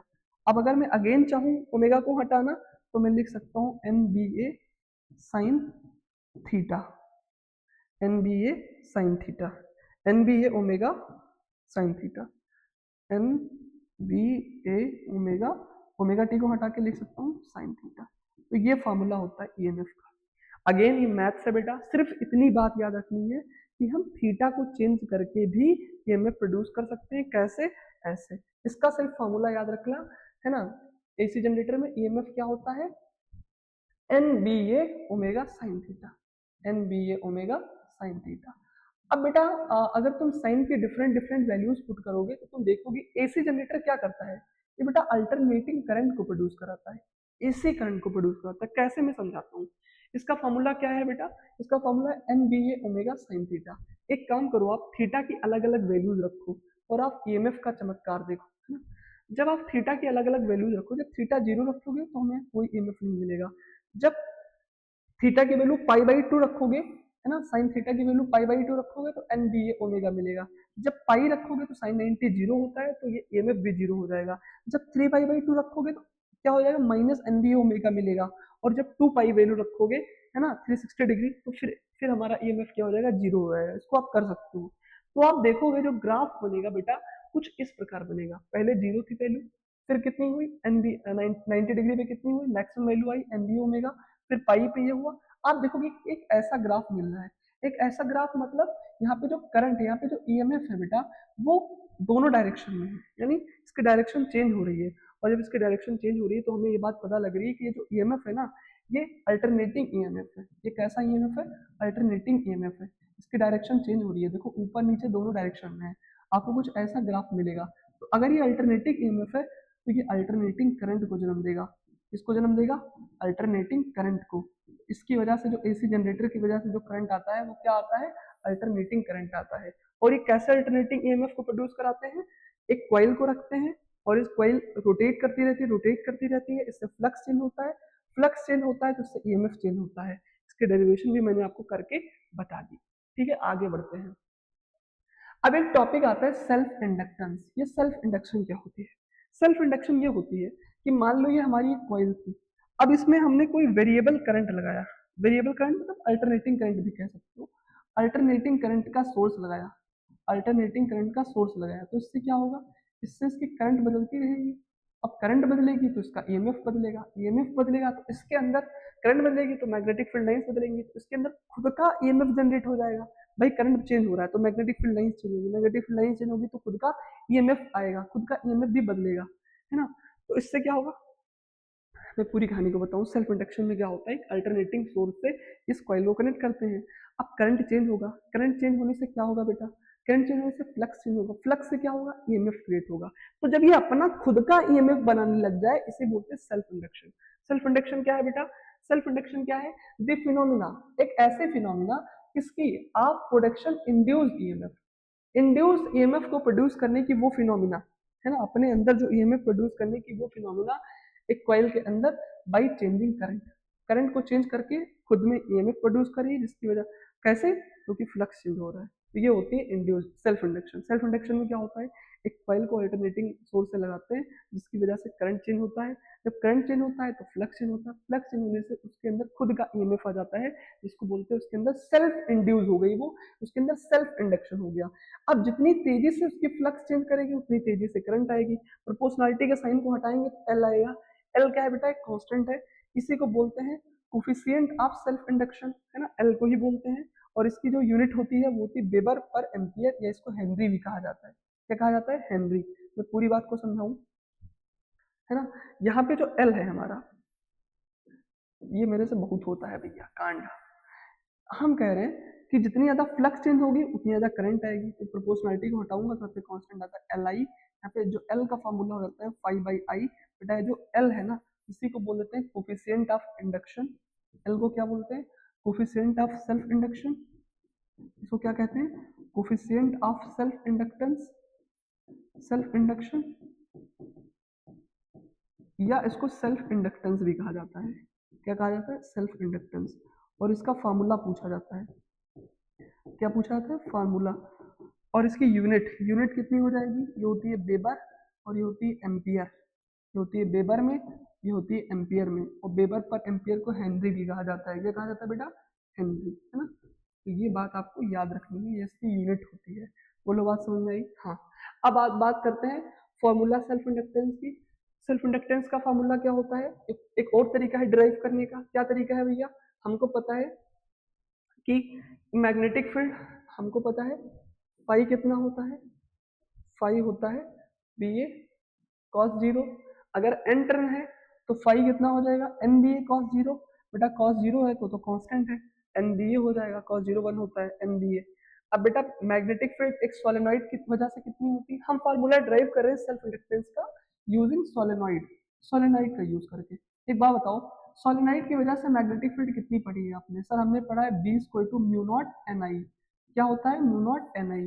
तो बेटा यहाँ पे बी के जगह पे किसको रखता हूँ? म्यू नॉट एन आई को। तो मैं देखता हूँ mu naught equal to N, और यहाँ पे स्मॉल एन है। यहाँ पे देखो इसके अंदर क्या है? Small N. स्मॉल एन क्या होता है?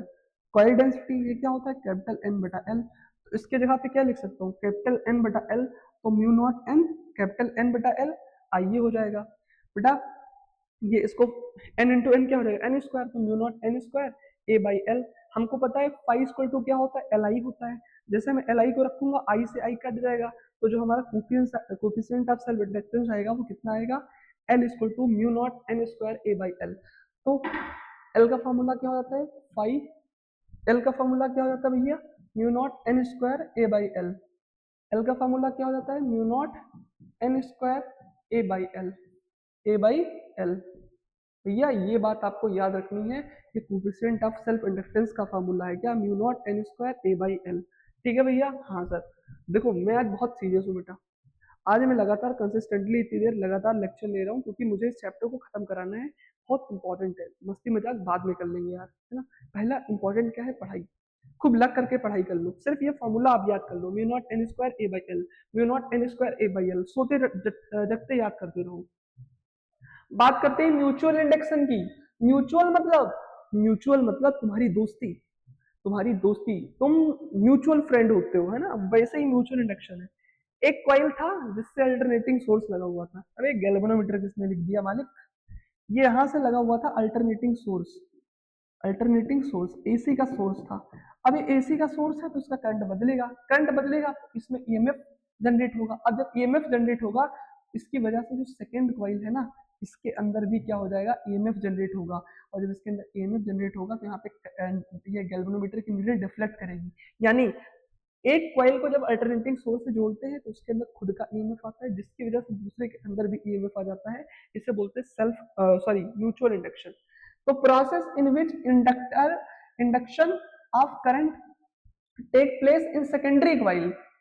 इसकी वजह से सेकेंडरी कॉइल में क्या हो जाए? करंट का इंडक्शन हो जाए, है ना, through a variable current in primary coil. जब वेरिएबल करंट फ्लो करे प्राइमरी कॉइल से तो उसे क्या बोलते हैं?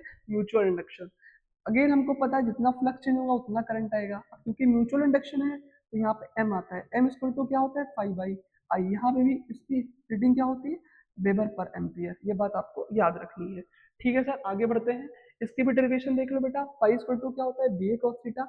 अगर एन टर्न है तो यहाँ पे ऑब्वियस सी बात है, इसको देख रहे हैं तो इसमें एन टू टर्न है। पहले एन था, अब हमें नहीं पता कितने हैं तो इसको एन टू टर्न बोल देता हूँ। एन टू टर्न है तो बेटा यहाँ पे एन टू भी है कॉस जीरो। कॉस जीरो तो 1 होता है। तो एन टू मैग्नेटिक फील्ड कितनी होती है? म्यू नॉट एन आई, है ना। यहाँ पे एन वन है। एन टू कितना हो जाएगा? Small N two by L. यहाँ पे एन वन बाई एल, है ना। तो इसको जब रखेंगे सॉल्व करेंगे, स्मॉल एन वन कितना हो जाएगा? Capital N one by L, है ना। तो इसको रखने के बाद फाइव की वैल्यू कितनी हो जाएगी? एम आई, आई से आई कट जाएगा, एम जो आएगा mu not N two N one A by L. यानी यहाँ पे जो एम आ रहा है वो कितना आ रहा है? Mu not N two N one, है ना, ए बाई एल आ रहा है। कितना आ रहा है? Mu not N two N one A by L. ये हमारा किसका फॉर्मूला है? ये फॉर्मूला है म्यूचुअल इंडक्शन का। किसका? म्यूचुअल इंडक्शन का। म्यूचुअल इंडक्शन का क्या फॉर्मूला है? Mu not N two N one A by L.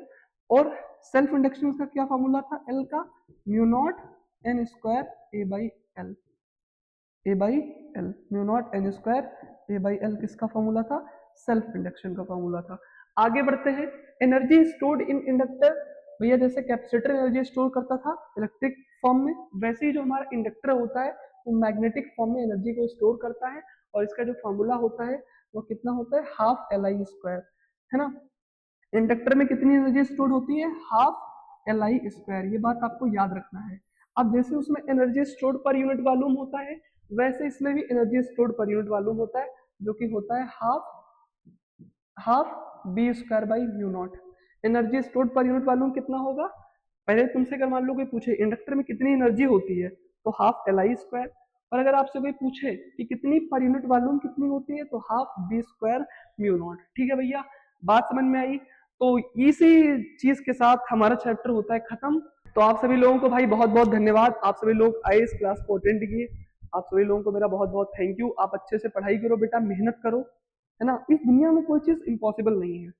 मैं थोड़ी 2 मिनट लूंगा बेटा, 2 मिनट के डिस्कशन करूंगा, 2 मिनट आप सभी का टाइम लेना चाहता हूँ, 2 मिनट डिस्कशन करना चाहता हूँ, 2 मिनट लूंगा बेटा। ये क्या हो गया, मैं 2 मिनट लेता हूँ, गिव मी 2 मिनट, मैं आपसे कुछ बात करना चाहता हूँ, 2 मिनट बेटा। इस टाइम, ये टाइम आपके लिए बहुत इंपॉर्टेंट है। कई बार हमारे जीवन में बहुत चुनौतियां आती हैं, हम चुनौतियों से भागते हैं, कई बार हमें लगता है कि ये काम मैं नहीं कर सकता हूँ। अभी आपका एग्जाम आ रहा है, अभी आपके सामने बहुत बड़ी चैलेंज है, आपके अंदर डर होगा कि मैं इस चीज को नहीं कर सकता हूँ, मैं काम नहीं कर सकता हूँ। अपने अंदर नेगेटिविटी को मत लाने दो। सबको डर लगता है, सबको डर लगता है। जब भी आप कोई अच्छा काम करने जाते हो आपको डर लगता है, आप मेहनत करते हो आपको डर लगता है। अगर आपको डर लग रहा है, अगर आपको लग रहा है कि आपसे नहीं होगा, तो आप उसके लिए एफर्ट पुट करो। एक तो तरीका है कि गिव अप कर दो, गिव अप कर दो। किसी भी चीज को गिव अप करना बहुत आसान होता है। और एक होता है जिद, अपने अंदर जिद पैदा करो, जिद पैदा करो अच्छे काम की। जिस भी गोल को आप अचीव करना चाहते हो उसके लिए आपके अंदर जिद होनी चाहिए, उसके लिए आपके अंदर मोटिवेशन होना चाहिए, और दुनिया की ऐसी कोई भी चीज आपको डिस्ट्रैक्ट ना कर पाए, इसका आपको ध्यान रखना है। जब भी आप किसी लक्ष्य को प्राप्त करना चाहते हो तो अपने आप को इस तरीके से मोटिवेट करो, अपने आप को इस तरीके से बिल्ड करो कि दुनिया की कोई भी ताकत आपको उसको पाने के लिए डिविएट ना कर पाए, उसको पाने के लिए आपको दूर ना कर पाए। अपने मोटिवेशन को कुछ इस तरीके से सेट करना है, लोग क्या कहेंगे उसके बारे में भूल जाओ। अभी आपके पास में 10-15 दिन 20 दिन का टाइम है, अपना पूरा समय खुद को दो।